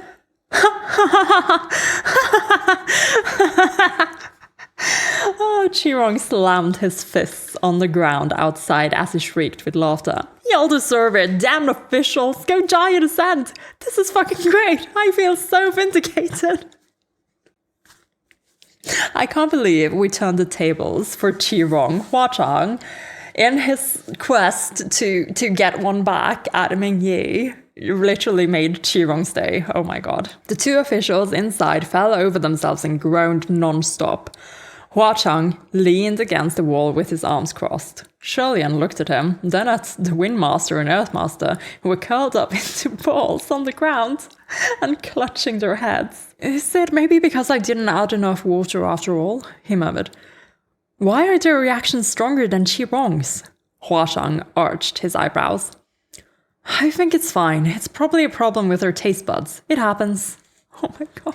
Shirlian had never thought much about the difference between Qirong's usual diet and that of heavenly officials, but comparing the two made clear an obvious disparity in taste. It was only logical that a heavenly official's shock in this case would be greater, which meant their reactions were naturally far stronger. Of course, it never crossed Shirlian's mind that anything could have been added to the pot after it passed through Huachang's hands. Feeling both depressed and guilty, Shirlian fed Shirtingchuan and Mingyi 7 or 8 balls of water apiece before they slowly came around. Although their complexions were sickly green like Qirong's, and their eyes dead, at least they were conscious and their speech returned. The only lingering problem were the unstoppable tears streaming down Shirtingchuan's face, and that when he spoke, he occasionally accidentally bit his tongue. Other than that, there weren't any real issues. After all that ruckus, 2 hours later, the four finally sat down around the altar table properly. Mingyi still had his face down on the altar, motionless like a corpse. Well, maybe Huachang getting this out of his system is going to make it so that they can talk, civilly. They can be civil. We'll see. Shirlian schooled his expression and inquired solemnly. Lord Windmaster, you said there was something important you wanted my help with. What is it exactly? Shirtingchuan, looking haggard, flung a soundproofing spell on the door to ensure that no one outside could hear a word of their discussion. Okay, so something very serious then. It's like this, he croaked with a hoarse voice. Your Highness, you've been living in the bustling world of mortals, cultivating within their realm for 800 years. You walked and seen much, so you must have encountered a vast number of nefarious beings, right? Shirlian crossed his arms. I've met some. Then I want to ask, have you ever encountered a venerable of empty words? Okay, so this is not like a metaphor for someone like a secret name or whatever. This is actually a thing. Venerable of empty words. Venerable of empty words is a thing, a creature, a being. Shirlian was taken aback. A venerable of empty words? The creature that mourns at feasts. Mourns at feasts, okay. So the title is about this creature. Gotcha. That's right. Shirtingchuan's voice had dropped to a hush. Oh. Lower then. That's right. Shirtingchuan's voice had dropped to a hush. Shirlian felt a hair-rising cold breeze blow up his spine, swishing his locks. At the same time, someone seemed to be next to his ear, giggling and humming an exceedingly creepy tune.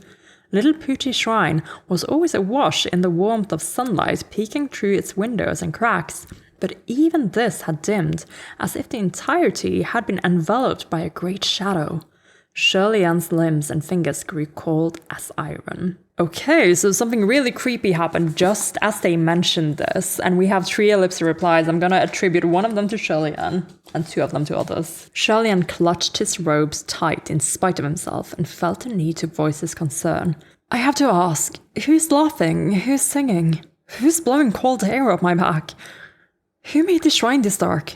Shirtingchuan wiped away his tears. Oh, that's all me. It's just a little spell. Don't mind it. I'm just setting the mood. Are you kidding me? Qingxuan! He's really for the dramatics. He just did that to set the mood. Oh my god. Oh, that's so funny. The other 3 at the altar table were speechless. Moments later, Shirlian put his hand to his forehead in exasperation. Lord Windmaster, how about we stop with the breeze? None of us are wearing layers in this weather. Besides, the mood before was perfectly fine, until the cold air and the music ruined it. Huh? Really? Xiaoqingxuan asked. With a wave of his hand, the cold air blowing up everyone's back, it's dispersed. But I think it'll be really good if the shrine remains this dark. Let me light a candle. The ambience will be even better. Oh my god.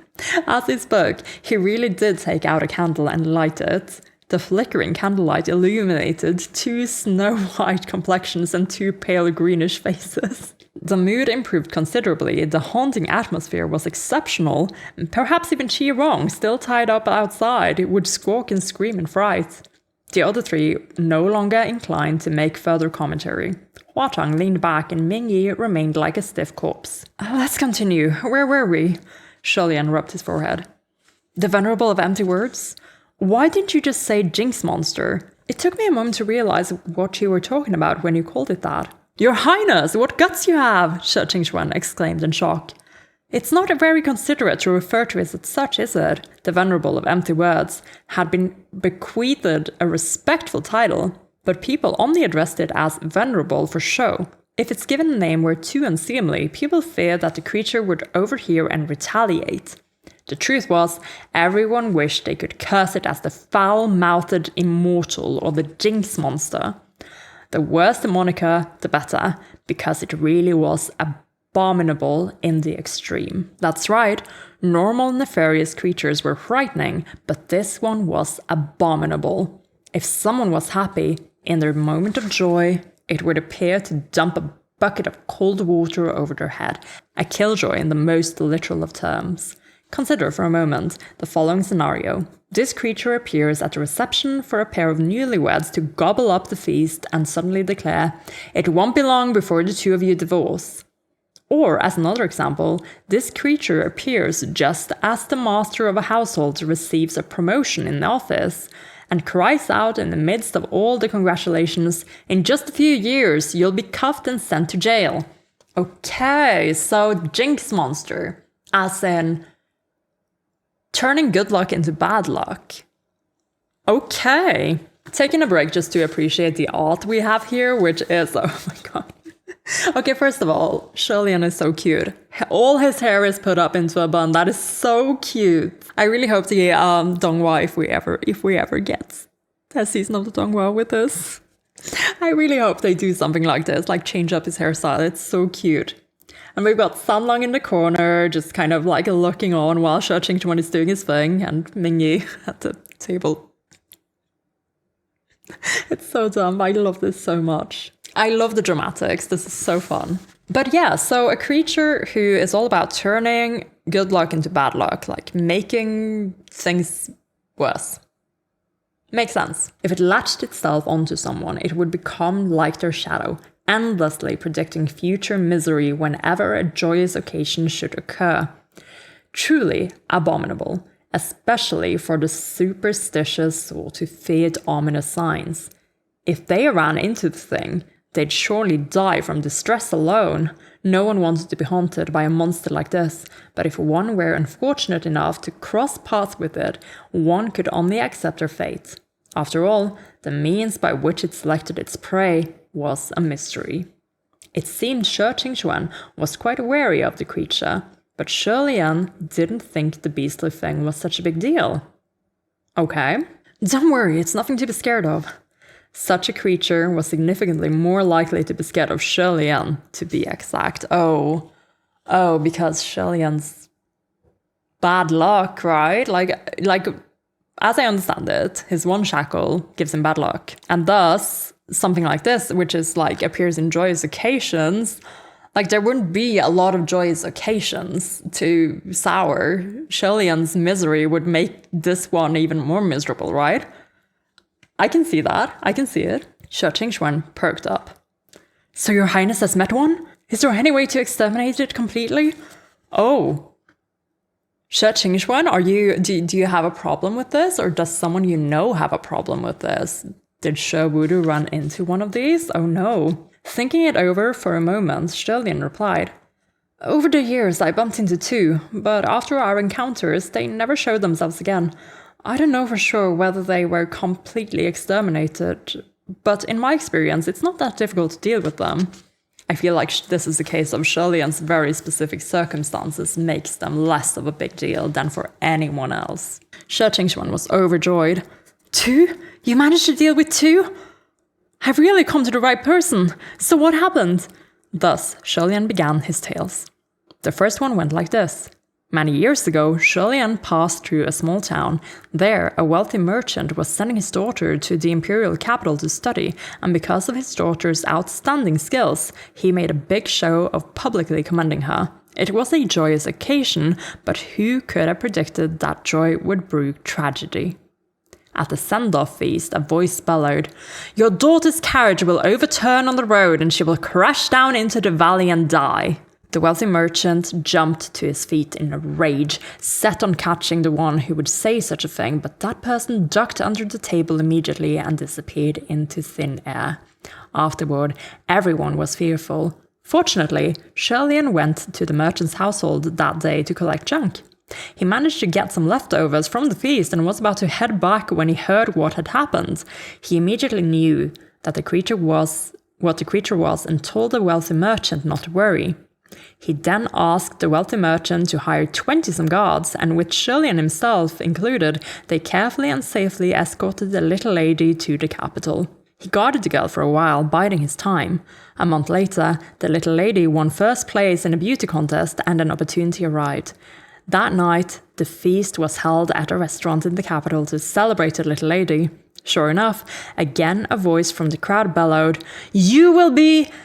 The moment Shirleyan heard its voice, he immediately seized the creature from the crowd, choking it by the neck to stop it from uttering even a single word. Then he used a talisman to seal its body and following this, he beat it to a bloody pulp. Next, he ordered a carriage and took it to the valleys to run wildly astray. At the winding corner of a mountain pass, the rain snapped and the carriage crashed down the cliff, fulfilling its own curse. That's it? The other 3 asked, and I'm kind of shook as well, Shirleyan. Don't tell me you fell down with it. Don't tell me you fell down with it. That's it, Shirleyan said. To deal with the jinx. Alright, the venerable of empty words.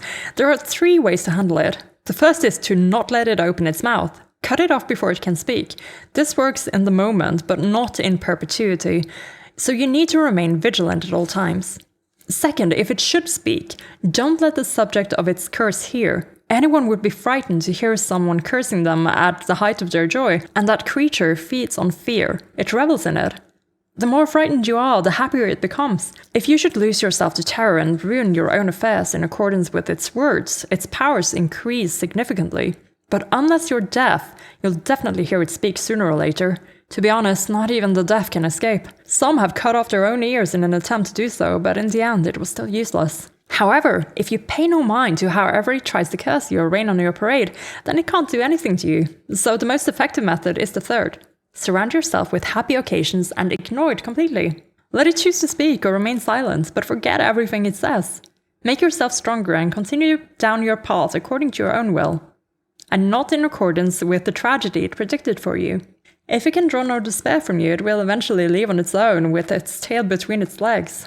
Of course, it could still very well be lying low, waiting for its next chance to strike. Although the third method was the most effective, it was also the most difficult to accomplish. After all, who in the world could truly build such a heart of stone and feel not a single ripple of fear? The more Shirtingchuan listened, the harder his brow furrowed. Then what about the second time? Did you take care of it the same way then? The second time might not be useful as a reference, Shirleyan explained. It was a unique situation after all. How was it unique? The individual it latched onto was me. Yeah. I thought this would happen. I thought this could have happened. Many years ago, Shirleyan himself encountered a venerable of empty words. At the time, he had just finished constructing a small hut by his own handiwork. He was standing there, admiring his new abode, when suddenly a tiny voice came from one of the corners. "This dwelling of yours will collapse in 2 months." "So what did you do?" Shirtingchuan asked. "Nothing," Shirleyan replied. I said, 2 months. If it's still standing in 7 days, then it'll be a real miracle. Ellipsy reply from others. From Sheng probably, but Hua Chang maybe, actually, because he's the next action here. Hua Chang's lips curved slightly, but that smile quickly faded. The Venerable of Empty Words hid in the shadows, waiting to feed on Shirlian's fear, frustration, insecurity, and other such negative emotions. However, its jaws gnawed on nothing but empty air. Even when Shirlian finished cleaning and fell asleep in his new house, it still hadn't managed to suck anything out of him. Although Shirlian never saw its form, he could sense that it was probably quite angry. Not even a few days later, lightning struck and the entire hut was scorched. The Venerable of Empty Words was most pleased, probably thinking scorched wasn't any different from collapsed. The curse had technically been fulfilled, although a lot earlier. I don't know how technical we need to be here. Shirlian surely had to be afraid now, yet this was not so. And still it couldn't manage to absorb anything from him to fill its stomach. Refusing to give in, it followed Shirlian and waited for the next joyous occasion to arise. But who could have known that it would wait for over half a year? In that half a year, Shirlian experienced not a single joyous occasion. Oh my god. Anyone else would have given up. However, creatures known as Venerables of Empty Words possessed a unique trait, and that was obstinance. They were relentless in their pursuit of their chosen prey, and so it starved pathetically for that half year. Finally, an opportunity came to pass. One day, Shirlian managed to collect a large bundle of junk and made a small fortune. The Venerable of Empty Words was overjoyed. Having been thwarted for so long, it passionately launched into a long and rambling string of curses. After Shirlian struck it rich, he would waste his fortune on gambling and drink, only to fall sick and be trailed by an endless string of debt and so on. Shirlian counted his money and listened with indulgent amusement. Afterward, he washed up, as he'd always done, and went to bed. The Venerable of Empty Words drank nothing. That night, Shirlian's pile of junk caught fire. After the fire was put out, Shirlian turned to the Venerable of Empty Words and sighed, his face blank with ash. What a shame, it's all burnt, not even a single scrap left. I didn't even get the chance to experience that lifetime of riches or any of those other drunken dreams you spoke of.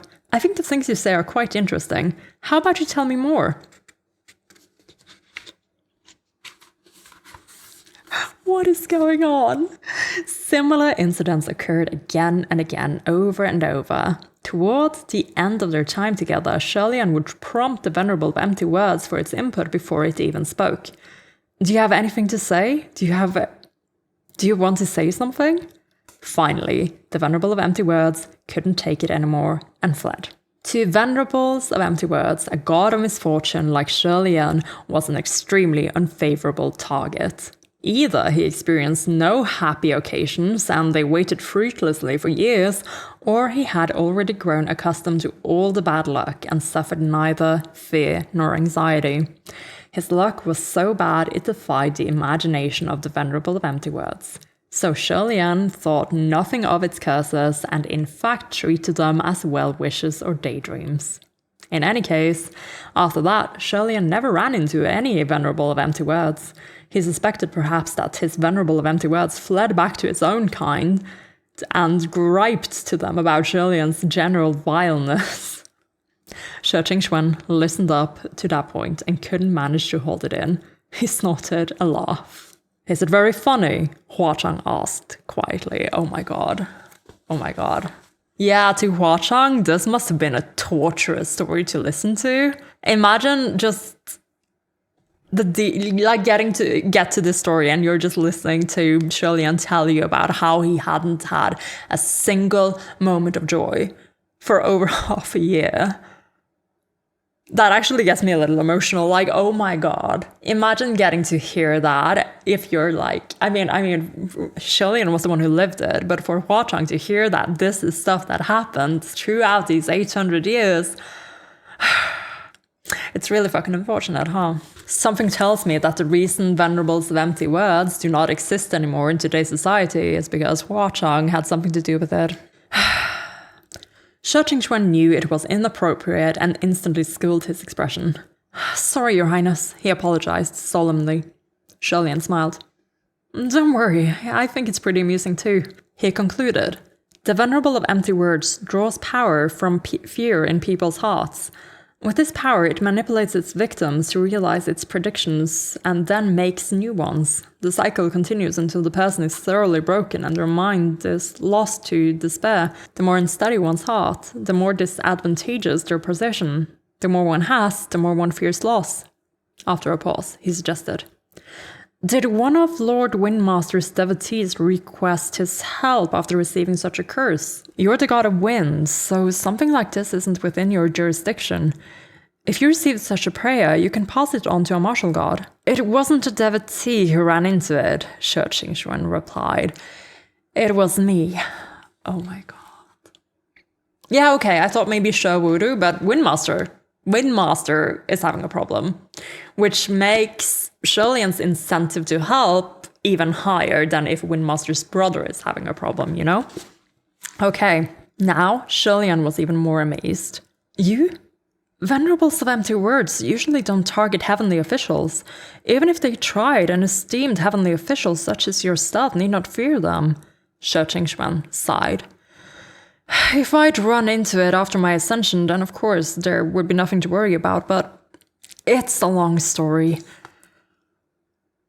Before his ascension, oh my god! I need to make notes. I am ready for all the notes, let's go. Many hundreds of years ago, when the Wind and Water Masters were still mortal, they were born and raised in an affluent, prosperous merchant household. Alright.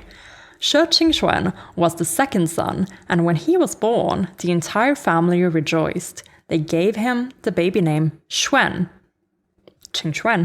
for the sake of building up good luck for the new child. For the sake of building up good luck for the new child, Xuan, just making that note, they widely distributed congee and such fare to the hungry and performed acts of compassion. At the time, there was a fortune teller who, as he ate the congee, saw the babe wrapped in swaddling clothes. He asked for the details of his birth, then said, Since I've taken a meal from your household, I will tell you this. That son of yours might have a good life, but it's difficult to explain the whole story. If you want to keep him safe, know that he must be kept low profile. Don't raise him to be the ostentatious type. Don't give him the chance to shine and build up an inheritance for him in subtle silence. This will ensure he lives a life of peace. Be sure to never host any celebratory feasts in his name, or you will invite something bad along with them. Oh! Okay, so what's happened is we have a fortune teller who showed up to this celebration of baby Shi Qingxuan's birth, and he reads him his fortune. And again, we have fate coming back into this. Star of Solitude, anyone? Oh my god. So what we're saying is, Shi Qingxuan's fate was to live low-key in order not to get cursed by this venerable of empty words, I'm guessing, and that is exactly what happened, huh? Now, those were terribly unpleasant words, and very much like something a venerable of empty words would say. The Shi family was a merchant household, and all the qualities the fortune teller described were especially valuable to them. The fortune teller was shooed away on the spot with a frown, and his words were naturally dismissed. A few days later, a feast was held in Shi Qingxuan's honor. The lanterns shone and the banners flew, drums thundered and gongs sounded. Oh my god. And at the feast, the guests hollered their congratulations, singing songs of praise to the second young master of the Shi family, wrapped in swaddling clothes. Then a sing-song voice suddenly rang out from the crowd. Wretched beginning, wretched end. That voice came from below the ground, but it overtook the voices of everyone present. The crowd was dumbfounded with shock. The feast ended with apprehension thick in the air. That very night, baby Shi Qingxuan burned with fever, crying and dry heaving non-stop. The fever wouldn't break no matter what was done. And the entire family was terrified out of their wits. The Shi family remembered that strange fortune teller who they had kicked out not long ago, and they hastily searched all over to invite him back. I told you to keep a low profile, but you didn't listen, the fortune teller scolded them. Now that the child has caught the eye of the Reverend,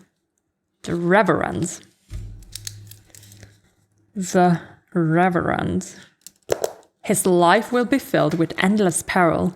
This bout of fever is nothing, and it will subside on its own, but this, it's nothing more than a welcome gift. Of course, he was talking about a venerable of empty words, but this wasn't a typical venerable of empty words that could be chased away so easily.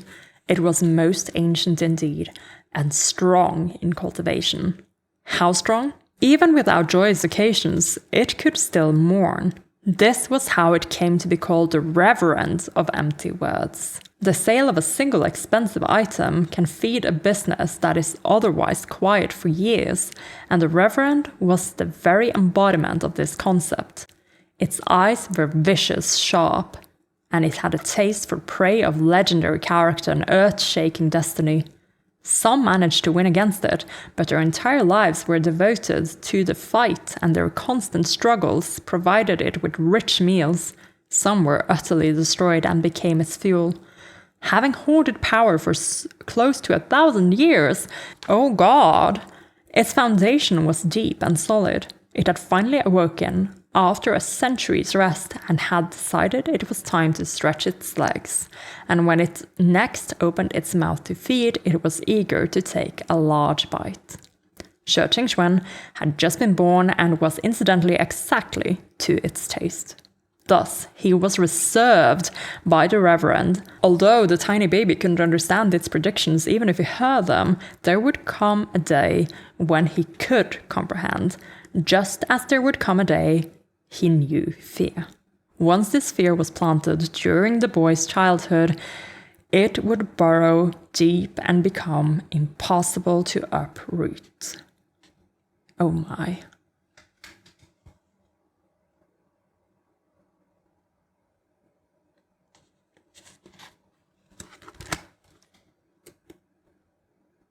Oh no. Wait.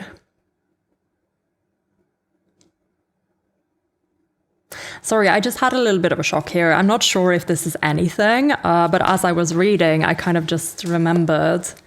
And again, I don't know if this is anything, but Blackwater Demon Xuan. Shi Qingxuan's baby name was Xuan. Is this Reverend of Empty Words somehow connected to that? I don't know if this is anything. I just noticed that it was also Xuan. Blackwater Demon Xuan.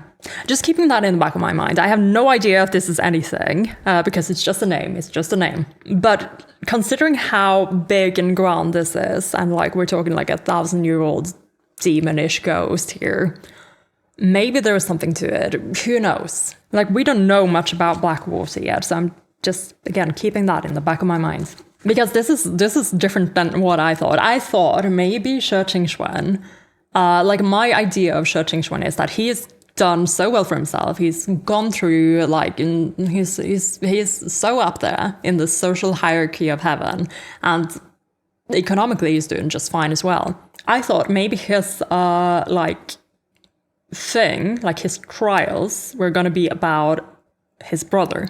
But it seems like Shi Qingxuan himself has a life that has changed because he did not have a wretched end.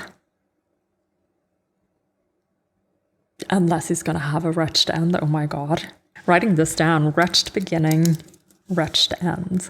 Is this a case of a self-fulfilling prophecy of Shi Qingxuan and his life? Starting with this curse, this reverend latching onto him when he was still just a baby, and somehow escaping that, everything it said, like he's having this middle part of his life which is going well, but it's catching up to him somehow, which is why he's now asking Shirley for help, because he seemed like he was doing just fine until he is now showing up to ask Shirley about this. Like, this is attached to him before he ascended. So why is it bothering him now? Like, has something happened to make it more, you know? Okay. Fortunately, spirits and monsters like these didn't have much in the way of brains, and their way of thinking was bizarre. The fortune teller plotted out a way to trick it, and the Sher family put the plot into action. They sent Churchingchuan away and pretended he'd been given to another family, then dressed their son to look like a female baby before bringing him back. Okay, that's super interesting. The family then claimed that Okay, so did they seriously, they dressed him up as a girl and they raised him as a girl. This is giving a lot of sense, actually. The family then claimed that the female babe was an adopted daughter and raised the little young master as a little young mistress instead. As long as the Reverend of Empty Words could not find the male baby it had reserved, it surely wouldn't be able to remember who it had picked after some time passed. It was with this plot that Churchingchuan matured to 10 years of age in peace, and then, over those 10 years, the once wealthy merchant household gradually declined. The parents of the two elemental masters passed away, and internal conflicts over inheritance raged. Shobudu tired of it all, so the year he turned 16, he left home and brought with him little Churchingchuan, who was younger by many years. The brothers depended on each other to survive. Shobudu was the first to enter the mountains to cultivate under a master, and he settled his little brother in a town at the foot of the mountain. Every day he cultivated and trained until late, not returning home until it was deep into the night. There was also nothing to eat in the mountains, so he could only take meals at home. One fateful evening, Shobudu was caught up in sparring with another disciple and lost track of time. Churchingchuan waited and waited, but still his brother didn't come home. Worried that his brother was surely hungry by now, Churchingchuan decided to go up the mountain to deliver food. Okay, so the family declined, and the brothers had to depend on each other. This is already explaining their relationship quite a lot to me. So we're talking about brothers who actually went through a hard time together. Okay. Churchingchuan was still a child at the time and didn't know how to hike in the dark, rugged paths at night. After walking for a long time with the food box, he could no longer ignore the pressing need to relieve himself. Urgently, he pulled up his skirt at the side of the road. Oh no. Because he was dressing up as a girl, of course. Just then, a figure cloaked in shadow approached from the far end of the mountain path road. Is it Schwenner up ahead? Hearing someone call his baby name, Churchingchuan thought his brother had sent someone to find him. He hurriedly dropped his skirt and answered, "It's me." Oh my god. That unfamiliar voice asked, "Were you born in such year, at such month, such day, such time?" Churchingchuan was surprised. Why the sudden request for his birth information? And furthermore, that person had it all correct. So he answered, "That's right, how did you know? Who are you? Do you know my brother?" That voice didn't respond to his questions. It finally said, "Come here and let me see your face properly." That sounded like a command. At this point, Churchingchuan finally sensed something amiss. He clutched the food box close to his chest and bolted. As he ran, he heard whirling, wild winds behind him, cackling madly. That thing was chasing him, and it was close behind. It shouted, "You're going to fall this instant!" Churchingchuan was scared out of his wits, and when it said fall, he indeed tripped and fell, shattering the food box as he did. Rice spilled all over the ground. Just as the creature was about to pounce, Shobudu arrived. The Reverend of Empty Words vanished from sight when it saw someone had come. Churchingchuan's face was filthy with blood and rice from the fall, and Shobudu hugged his little brother close. Both of them were terrified and panicked. It had found him. Its prey was in its claws after so many years of searching, and the Reverend of Empty Words finally had its taste of sweetness. From then on, it appeared regularly, each time more calculating than the last. The creature's cultivation was too strong, the Sure family fortune was already depleted, and the cultivators that Sure Voodoo managed to hire could do nothing. He lacked the power to throw a million merits to have his voice heard directly by the heavens. Although the creature never demanded Sure Qingxuan's life, the two brothers knew that it was only biding its time, waiting until its prey had been fattened before the butchery. For the time being, it was gently slapping his face as a reminder to be afraid. But there would come a day when that slap would truly hurt. It was like a hunter who refused to kill their prey with a single arrow and instead grazed it over and over to thoroughly relish its terror. This was very much like a death by 1,000 cuts. Fortunately, a turning point finally came. After years of aggressive training, Sure Voodoo ascended. The moment he ascended, he immediately brought Sure Qingxuan to the middle court, I see, and aggressively showered him with rare spiritual treasures and divine riches. A few years later, Sure Qingxuan also successfully ascended. The Reverend of Empty Words thus quieted and disappeared. Sure Qingxuan very naturally assumed that the creature knew it had been beaten, and had finally given up and backed off, but it seemed he was too optimistic. A few days prior, he was out drinking with a large group of friends, and in the midst of his drunkenness, he suddenly heard a ferocious voice in his ear. "You will never see your brother again." Uh-oh. Alright, I see why we're suddenly now trying to find help. Okay. That voice was exceedingly familiar. From the age of 10 on, he had heard it at least once or twice every year until he finally ascended. The fear of that voice ran deep in his bones, and it was like thunder crashing in his ear. Sure Qingxuan sobered up instantly. Gripped with terror, he rushed to Pei Ming's domain, and only relaxed when he personally saw Sure Voodoo alive and well, socializing with Ling Wen and Pei Ming. He wondered if that voice had simply been his own delusion. After all, the creature had scarred him profoundly when he was young. But he was still worried, so he set out on a mission to find Shilian and ask for his assistance. And dragged Mingyi along for the ride. He hadn't expected to bump into Huachang at Puchi Shrine. When it comes to enemies, the road is truly narrow. After listening to the story, Shilian commented, "So the one Lord Windmaster met and the ones I met are on completely different levels." Yeah. And as a side note here, suddenly a lot of things regarding the relationship between Sure Voodoo and Sure Qingxuan are starting to make sense. Briefly thinking it over, he turned to Huachang. "Sunlong, have you ever seen the Reverend of Empty Words?" Huachang was toying with a pair of chopsticks in his hands. I've never seen it personally, but I know someone who has."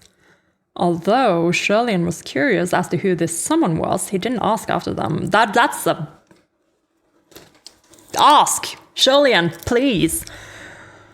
So Huachang's connection to this is he knows someone who has seen the Reverend. And that's going to be key. That's going to be so key. And I'm so, it's digging into me. It's digging into me right now. It's the name. The name is digging into me, okay? Because we know that Huachang knows Blackwater. So if Blackwater Demon Xuan is connected to all of this, that could be the person who also knows the Reverend of Empty Words. Again, just throwing this out there because it's just a name. But we are also really waiting for the Blackwater introduction to the story, and if this is it... Okay. Although Shilian was curious as to who the someone was, he didn't ask for them, he only said, "How strong is its cultivation exactly? Is it really that powerful?" Huachang tossed the chopsticks and replied lazily, "Very strong." Hearing this, Sure Qingxuan and Mingyi's expressions grew somber and grave. "It's not a typical little minion," Huachang added, "certainly difficult to deal with." Although he said difficult to deal with, his expression remained unchanged, like he was only saying it out of courtesy. Regardless, it was not easy to elicit such a comment from Huachang. Lord Windmaster, this problem doesn't seem like a trifling matter, Shirley said. Why not tell Lord Watermaster? Shu Qingxuan waved his hand. Oh yeah, because he didn't tell his brother. No, you have to know. My brother is about to undergo another heavenly tribulation. Oh. Okay, sure, Voodoo. Heavenly tribulation. Why? What is that? Why is he doing another one? What if he goes off and fights the Reverend of Empty Words only to lose focus? I have to keep this a secret. No one must know. I didn't say a word to anyone, not even to officials who have a good relationship with my brother. And this is so bad. We haven't told anyone. Oh no. Heavenly officials could undergo multiple heavenly tribulations. Okay, finally, understanding, learning, let's go. They weren't necessarily once-in-a-lifetime events. The more tribulations passed, the greater one's divine rank. Okay. The more unshakable one's status, and the stronger one's spiritual power. Voodoo had triumphed over 2 tribulations already, and Shirley had heard in the spiritual communication array's leisurely chatter that he was awaiting for the 3rd to occur any day now. It certainly wouldn't be good for him to lose focus. After all, failing to pass a tribulation meant in turn that one's divine rank would plummet. And that is the end of the chapter, and oh my gosh, I have so many thoughts. Goodness me. So putting all of that aside, all the naming shenanigans aside, because we don't have any proof of that just yet. Again, because I know that Chinese characters are very different, even if the English translations of the names will be spelled with the same Roman letters. So I'm putting that on ice for now, but I have noticed it, and I'm wondering if it comes to pass, we do have that connection to Hua Chang, so we'll keep that in mind. But more importantly, the Voodoo plot really is kicking into gear, it's kicking into motion, and we're learning that there's a heavenly tribulation about to happen. And I'm suddenly understanding why Voodoo is so obsessed with the ranking of himself and his brother, that he wants their ranks to grow. That makes so much sense all of a sudden. There's a lot of protectiveness in this, but I have a lot of understanding of it all of a sudden. And so it also makes sense that we're probably going to go off with our little quartet here. Sanlang, Shirlian, Windmaster, and Mingyi, Earthmaster, to try and deal with this. And I'm guessing it's not gonna go as planned. Because, oh my gosh, wretched beginning, wretched end. Is this it?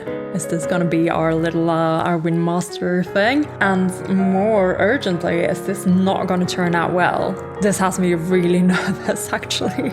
Oh no. I thought maybe Windmaster was done with his little tribulations, but it turns out he's at the core of this one. And I think that, his brother is probably gonna get to know at the most inopportune moment. Goodness me.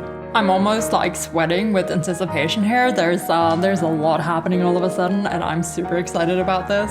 Like, the web is doing its web thing, and there are a lot of hints here, and I'm not sure if I've caught them all. I can't wait to re-listen to this when I do my little editing. Because what a story. This is not the background story I expected to hear. Though the part about the merchant family, it makes sense. But I didn't expect to hear that Voodoo and Qingxuan had that little bit of struggle, in their lives. And that this is like one of the things that's been haunting him. This is fun. This is an upset, and I like it. I mean, very nervous for Qingxuan all of a sudden, but so exciting for me. I feel terrible for being so gleeful about my poor co-conspirators' assumed fate. And yeah, I like Qingxuan. I don't want anything to happen to him, but I wouldn't be surprised if this is not going well. And I feel a big need to talk about fate in this story again, because this is where we're at, right? We have this creature now, this very powerful creature, which lives by preying upon people's happiness and feelings, and it devours their fears. A person who has a lot to lose. Goodness me, this is so intriguing. I forgot everything about the Fetus spirit there for a minute. And I am also going to rush straight into the last chapter, because we only have a few pages left of this book. It's a very short chapter, and I'm super excited to end this book before 2026. So we gotta get to it. Are you guys ready? I'm ready. I'll give you a second. Settle in. we are reading Chapter 51. 3 Gods, 1 Ghost, Reverend Nowhere in Sight, Part 1. How is that the last chapter of this book? We're starting with Part 2 in Volume 4. Let's go. I want to try and take care of that thing myself, Shi Qingxuan continued sternly. All things considered, Your Highness has more experience with such entities, so are you free? If not, don't force yourself. Shi Qingxuan had helped Shilian on many occasions in the past, so now that Shi Qingxuan had come to him with an emergency, there was no way Shilian could decline and say he had the heart, but not the power. But Hua Cheng had come from far away as a guest, and he hadn't been here for more than a few days. If Shilian left, who was going to host Hua Cheng? Although it wasn't like Shilian himself was a very good host to begin with. Oh my god, Shilian. Shut up, he loves being here. As he considered his options, Hua Cheng smiled and propped his chin on one hand. Is Gege going to try and catch a glimpse of that Reverend of Empty Words? If it wouldn't be a bother, will you bring me along? It's a rare monster after all, I've never seen it myself. He just invited himself, but he also did it, I feel, to spare Shilian the grief of handling this improperly, right? As a bad host, he doesn't want Shilian to feel like he needs to be a bad host in order to help his friend. Much ashamed, but Sanlong understands my predicament exactly, Shilian thought to himself. Filled with gratitude for Hua Cheng's thoughtfulness on the matter, Shilian nodded. Shi Qingxuan didn't say anything on the subject. Of course, he knew perfectly well that Hua Cheng wasn't coming along to help him, but he at least wasn't coming to cause trouble. In the end, whether Hua Cheng came or not meant nothing to him. But it might brew some trouble with, Ming Yi, Earthmaster. We'll see. The Reverend of Empty Words is an elusive creature, Shilian warned. Who knows when or where it will appear again? I couldn't tell you, Shi Qingxuan replied. If nothing else, I plan on going to the imperial capital and reserving the best room at the best restaurant to drink for another 80 or 100 days straight. We'll put on plays and set off firecrackers every day, and that will flush it out eventually. That's one way to do it, Shilian acknowledged. But even if it shows itself, we might not be able to capture it. The best way to win a battle is to know oneself and one's enemy. Has Lord Windmaster investigated its past prey? How does it hunt? We should see if there is any pattern. My brother already investigated that, of course. Shi Qingxuan retrieved a scroll from his sleeve and spread it open. Shilian scooted closer to take a look and was in awe in spite of himself. Amazing! Amazing! Such taste! This creature really only fished for big catches. Every name on that scroll was a notable character in the mortal realm, and almost all of them had met tragic ends. Moreover, every one of said tragic ends was a suicide following a mental breakdown. Oh my god. There were those who had slit their throats after their troops met crushing defeat. There were those who made a clean exit with a white bandage noose after their fortunes were ruined overnight. There were those who simply sank into the depths of despair after spending their entire lifetime seeking influence and affluence only to achieve nothing for their struggle. They weren't necessarily defeated by the hand of the Reverend of Empty Words. They were overcome by their own fear of loss. Neither emperors nor kings were on that list. As sons of heaven, true rulers had a protective aura that prevented evil from easily invading their hearts. Generally speaking, those who had the potential to ascend also had natural spiritual shields enveloping their bodies that forced evil to stand down.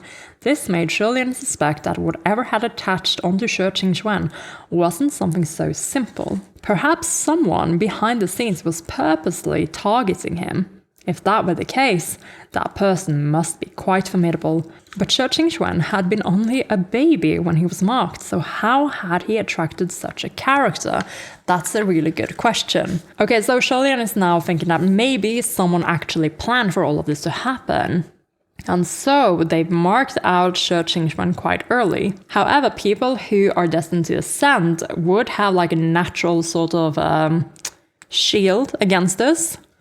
I wonder if Shi Qingxuan himself wasn't really destined for ascension, but his brother ascending and then bringing him up as a way to make sure that this reverend didn't hunt him, eventually turned his fate into one of ascension. But initially, if he wasn't marked for ascension, maybe that's why this creature was able to attach onto him. But why? As Julian asks, why would someone make that happen? Why would they want this to happen to a little baby?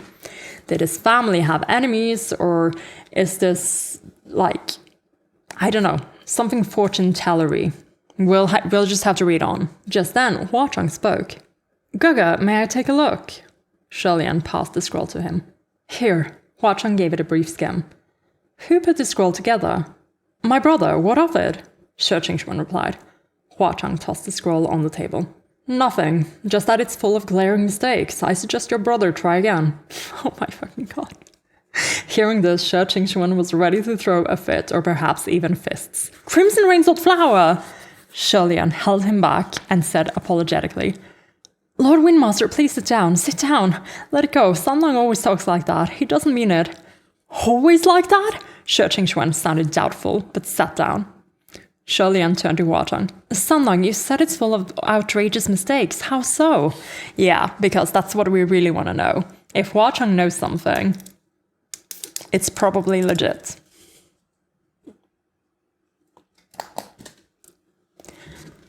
Hua Chang scooted over to him. They were now sitting much closer than before. Hua Chang pointed out a few names. These are wrong. Sholian looked at the names closely. All of them were known to be lawless, malevolently evil tyrants. How do you know? Because I killed them. Hua Chang said. Doesn't this say they all died by suicide? Sholian asked. I sent messages to greet them, and they killed themselves before I made any further move, Hua Chang explained. Perhaps that doesn't count as my kill. One couldn't truly say whether that counted, but at least he was honest. Shi Qingxuan's lips twitched, and he coughed uncomfortably a few times. Can ghosts please not so bluntly describe how they kill people in front of heavenly officials? Can ghosts also please not openly discuss this with other heavenly officials in front of other heavenly officials? Hua Chang pointed out a few other names. These are wrong too. And who killed them? Blackwater did them in, Hua Chang said. Sholian was taken aback. Blackwater Demon Xuan. Doesn't he always lie low?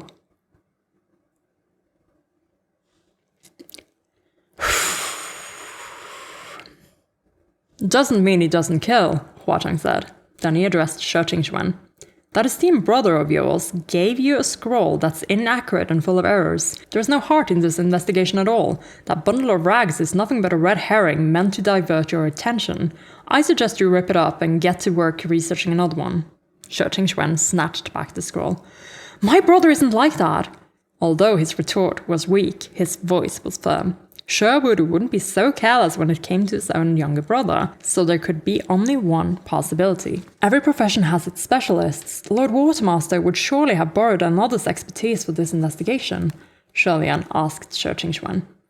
May I ask who actually put the scroll together? After some hesitation, Shi Qingxuan replied, Ling Wen. Oh my god. Well, we already know that Ling Wen, just puts together stuff, from archives or whatever. She has a lot on her plate. And we know that she pulled, the stuff she said about the Golden Banquet, it had a lot of holes. It didn't have all the right information because that wasn't available to the heavenly officials. So she would only put whatever heaven already knew in that scroll, right? Well, Hua Chang has a lot of missing information here. That, or she did it on purpose? Why would she? Just noting that down, okay? Sholian rubbed his forehead and stopped speaking. Although other heavenly officials cursed the Palace of Ling Wen for its inefficiency, it still wouldn't be expected to make so many mistakes. This looked like a rough draft turned into a piece at deadline. The two must seem to share a good relationship, at least on the surface, but outsiders would probably never know what lay beneath. Okay, so we're kind of indicating here that, yeah, this was put together because she had to give out something, but she probably didn't prioritize it, I guess. At least the palace, the Palace of Ling Wen has a lot of stuff to do, and heaven is not making it easy on them. But also, is the relationship as good as it seems? We'll just have to see. Let me tell you another way to discern the difference between what's true and what's fake. Hua Chang leaned back and continued. Once the reverend of empty words sets its sights on the prey, it goes for the roots as well. Not only will its target suffer and die, the families and friends of said target will also be affected. As such, regarding those on the scroll whose own lives were the only casualty in their affair, whose friends and families remain alive and well, those names are wrong. Oh. So, She Wuru would also be targeted, and I mean, She Qingxuan's entire family did fall victim to decline and infighting and such, so this makes sense. She Qingxuan's face paled for a moment when he heard this, but he quickly regained his cheer and laughed dryly at Ming Yi. Oh yeah, Ming Yi is his friend, so he could be targeted now as well, right? Ming Xiang, doesn't that mean you're in danger too? You're my best friend after all. Exactly. Ming Yi shifted to sit farther away from She Qingxuan, his expression written with the sentiment that he'd rather not have She Qingxuan as a best friend, please and thank you. This move brought him closer to Shi Lian. Hua Chang's gaze swept over Ming Yi, sharp as a knife. Oh my god. We're back to, like, there's a little bit of comedy in all of this. I find this very funny. Seeing that She Qingxuan hadn't forgotten to joke around even in times like these, Shi Lian couldn't help but smile. Nevertheless, he could tell She Qingxuan was still anxious. Rather, it was because of his anxiety that he had to use extra cheer to suppress it. I see. She Qingxuan flashed his Windmaster fan and fluttered it 5-6 times faster than usual, his black hair flying wildly in the wind. Let's go right now, to drink ourselves into oblivion atop the tallest, fanciest tower. I have to see for myself if it'll dare show its face with so many of us around. We've got strength in numbers. Lord Windmaster, please calm yourself, Shi Lian urged him. Wait for me for a moment. I've got a few things to take care of in the shrine. Who knew how many days this trip would take? With 2 children and 2 mouths, plus a godforsaken ghost possessing a man, he couldn't just leave them be. He considered trying to find someone reliable in the village to watch over them, but it seemed Hua Chang knew his every worry and spoke up. If Goga must go, then go without worries. I've got hands to spare. Someone will take care of the shrine while you're gone. Oh my gosh, who is someone? Is this someone? Or is he going to send like a ghost? Is he going to send the other ghosts? It's going to be great. It's going to be glorious anyway. Shi Lian breathed a sigh of relief. Thank goodness for Sandong. It'll be better if there's someone here to watch over things. Hua Chang smiled. Yeah, there needs to be someone watching over things. Watching over obviously meant different things to the both of them, but neither pried deeper. Ming Yi moved the altar table away and began drawing the teleportation array on the ground. She Qingxuan's fan fluttered so rapidly that its form could barely be made out. By the way, Your Highness, I forgot to ask earlier. Who exactly is that outside the door? How did I piss him off to provoke such rude words from his mouth? To be asked about only at the end of things, and in such an offhand matter. If Qirong overheard, he'd no doubt suffer another attack of heartburn. As Shi Lian busied himself packing up Roy and Fang Shen, he thought it really was quite impersonable of She Qingxuan. On the other hand, Qirong hardly counted as a person. Didn't he announce his own title? What? That really is the Green Ghost? She Qingxuan was surprised.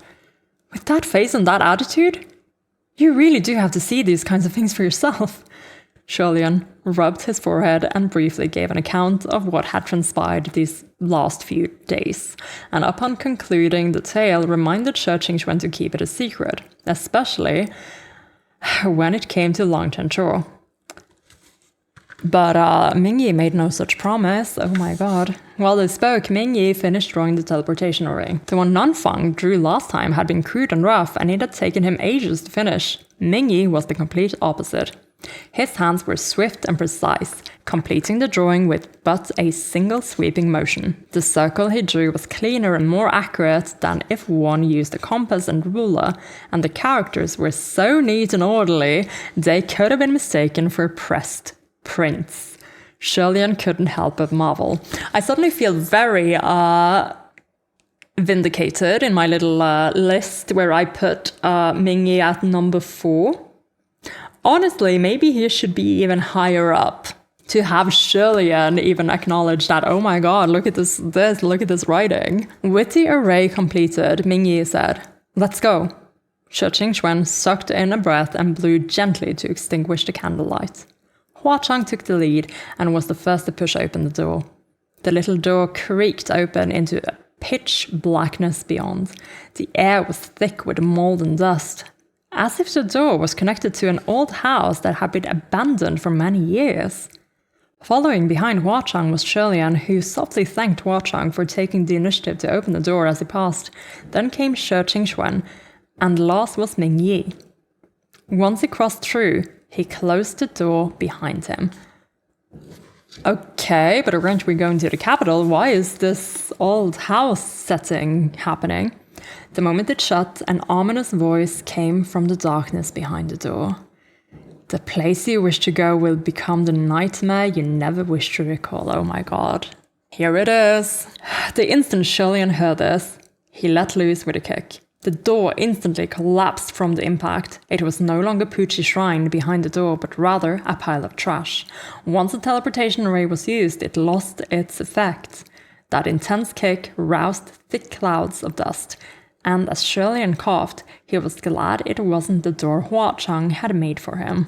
Yeah, that would have been terrible. What if Sanlang's door ended up on the floor?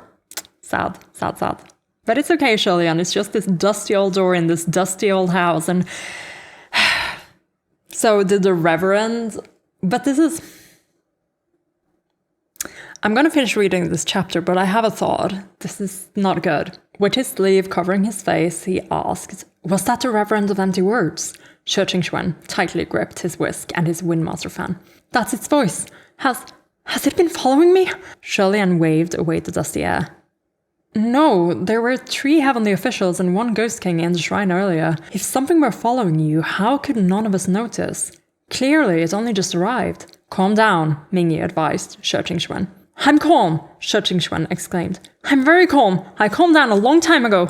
Hua Chang stood ahead and said leisurely, "Calm is good, but there's definitely something afoot. Does anyone know where we are?" Shirlian looked around and wondered this as well. Weren't we headed to the nicest restaurant in the imperial capital? No matter how he looked at it, this old abandoned house looked nothing like any restaurant Shi Qingxuan had spoken of. The 4 of them explored the place and found the entrance, but it was closed with massive locks. The matter of the locks was addressed by another kick from Shirlian, and the door creaked open. I love it when Shirlian just gets to martial god his way out of things. So proud of you, baby. What appeared before them was neither hell nor any such sort of mysterious evil landscape. It was a perfectly ordinary, dull little town. Hua Chang arched his brows. The imperial capital shouldn't look like this. Shirlian agreed wholeheartedly. The aura of an imperial capital could not be matched by such a small town. He turned his head. "Lord Earthmaster, did you make a mistake in your array?" "I didn't make any mistakes," Ming Yi stated. "This wasn't our original destination." Shirlian immediately understood. It meant the creature had meddled. It had sent them here. And that is the end of Heaven Official's Blessing, Volume 3. And what an end that was! Kickstarting our next little adventure with a new quartet where there's a lot of tension brewing and a whole new creature and theme introduced to our story again. I am very excited, but also a little nervous about all of this. Oh my goodness. I've also taken many notes, and I have a lot of suspicions, and I have to kind of go through them when I'm less pressed for time and have more time to think, but oh my goodness, how exciting isn't this? We have hints to the Windmaster plot, to the Sherwood plot, to maybe even Blackwater's sinking ships, and Ming Yi. Ming Yi is central to this, and he has barely spoken the last few times we've seen him, and I'm finally getting a lot more from the whole Ming Yi part of this. And I'm super excited about this. These are all people I'm super interested in. We're having Hua Chang along for the ride alongside Shirlian, so we get to go detectiving together. We're right back into another Banyu arc in that sense. The Banyu arc part 2. This is the Banyu arc sequel. The Reverend of Empty Words arc. I don't know, what do you call this arc? Where our two sidekicks are more essential to the story. They're more like our clients at this point. But this time they're Shi Qingxuan and Ming Yi, both really, really interesting characters who I've been dying to learn more about. And oh my god, this is insane. So, one thought that I need to get out before we kind of round things off over on my end. The Venerables of Empty Words, as Shirlian has been describing them, don't actually seem to have a lot of power in that they couldn't actually make things happen, right? Like, they could only, say bad things that could possibly happen, and when they happen, they would feed off of the fears of the people they were attached to or trying to feed off of. And even this Reverend of Empty Words, the first time it actually manages to get Shi Qingxuan, it's calling out for him to fall, and then he falls, and then, feeding completed, I suppose. Though I understand that this one apparently is very, very old, like we're talking older than Shirlian old, and that's like dusty old. Sorry, Junwoo, yes, you are probably also dusty old. So yeah, it seems like this one has a better foundation is what they said, the words they used. So it's a very strong Reverend of Empty Words.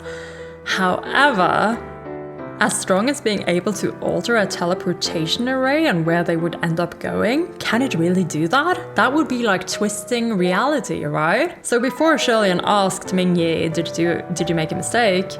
And he's like, no, I didn't make a mistake. But I'm just saying, how do we know that? This could be nothing, this could just be a suspicion for the sake of suspicion, but Ming Yi is a suspicious character to begin with, and we know that he's gonna fuck up in some sort of way, or rather, I believe it based on more of a hunch, really, because I've always had this hunch that the reason why, like whenever the BeefLeaf ship has been mentioned in my comments or other places, like I've always had this vague feeling that not everyone likes this ship, and I think that Ming Yi is gonna fuck up in some way, and now I'm wondering if he is somehow connected to this Reverend of Empty Words, because I've been keeping an eye on him, I'm waiting for him to do something suspicious, and this would have been a clear moment where something like that could have happened. I do not know what he is supposed to be connected to, but I'm expecting him to be connected to something, and I'm expecting him to act suspiciously. So that's why this is like my first, okay, he could have done something here. I'm just saying he could have done something. And maybe he's gonna do something later and this is not it, but I'm just marking that as he was the one making this array. He did it very quickly. And Shirlian thought it looked perfect on first glance. But, maybe you're a bit too trusting, Shirlian. Maybe we should have had Hua-Cheng have a look at this before we went through this. And that's another thing. They opened the door and they had like this musty, moldy smell, and they still walked through it. Why? They knew they were going to the capital. Why were we just walking into this dusty, moldy room? This is gonna be bothering me quite a bit, actually. And there are a lot of other things that I can say about these chapters. This was 50 pages worth of reading, and there are so many fun and exciting and plotty things happening, and I can't wait to share all these thoughts with you next year. As in, 2026, which is just a few hours away from me. And then the next time you see me, have you realized that I keep looking for excuses to just grab this book from wherever? And I'm not reading the back of it. I'm not gonna read the back of it, but I'm just saying. I will, however, read the top line on the back here, which is fates aligned, bodies intertwined. Let me do that again. Fates aligned, bodies intertwined. The bodies do be intertwining. Oh my god. I need to stop. No more jokes for this year. No more jokes. Let's do our final tallies for Volume 3. We added several more Gogas to the Volume 3 tally, but I am going to have to inform you that we did not beat Volume 2. We ended up at a total of 29 Gogas spoken from Sandang's own mouth, compared to Volume 2's 37 Gogas. But I have high hopes for Volume 4. considering how most of Volume 3 was in fact Arc 2 and no Guggas were spoken in Arc 2. Lava Cry tally ended up at 3 Lava Cries in all of Volume 3, which is the lowest Lava Cry volume so far. But as for ellipsy replies, we've had so many of them. There's been so many ellipses in this whole series, it's insane. Sholian altogether, like we added, let's see, 7 more ellipsis replies from Sholian. Our total for volume 3 is 33 ellipsis replies from Sholian and 17 from others. So we have the grand totals up on screen right now. I'm not doing the math, sorry. But that was it. That really was it. So as the year comes to an end, I just have to thank you guys so much for joining me on this journey, and I'm looking forward to sharing more of the story of TGCF with you in 2026. This has been Amelia, aka Spaced Out Puffin, and I will see you in the next one.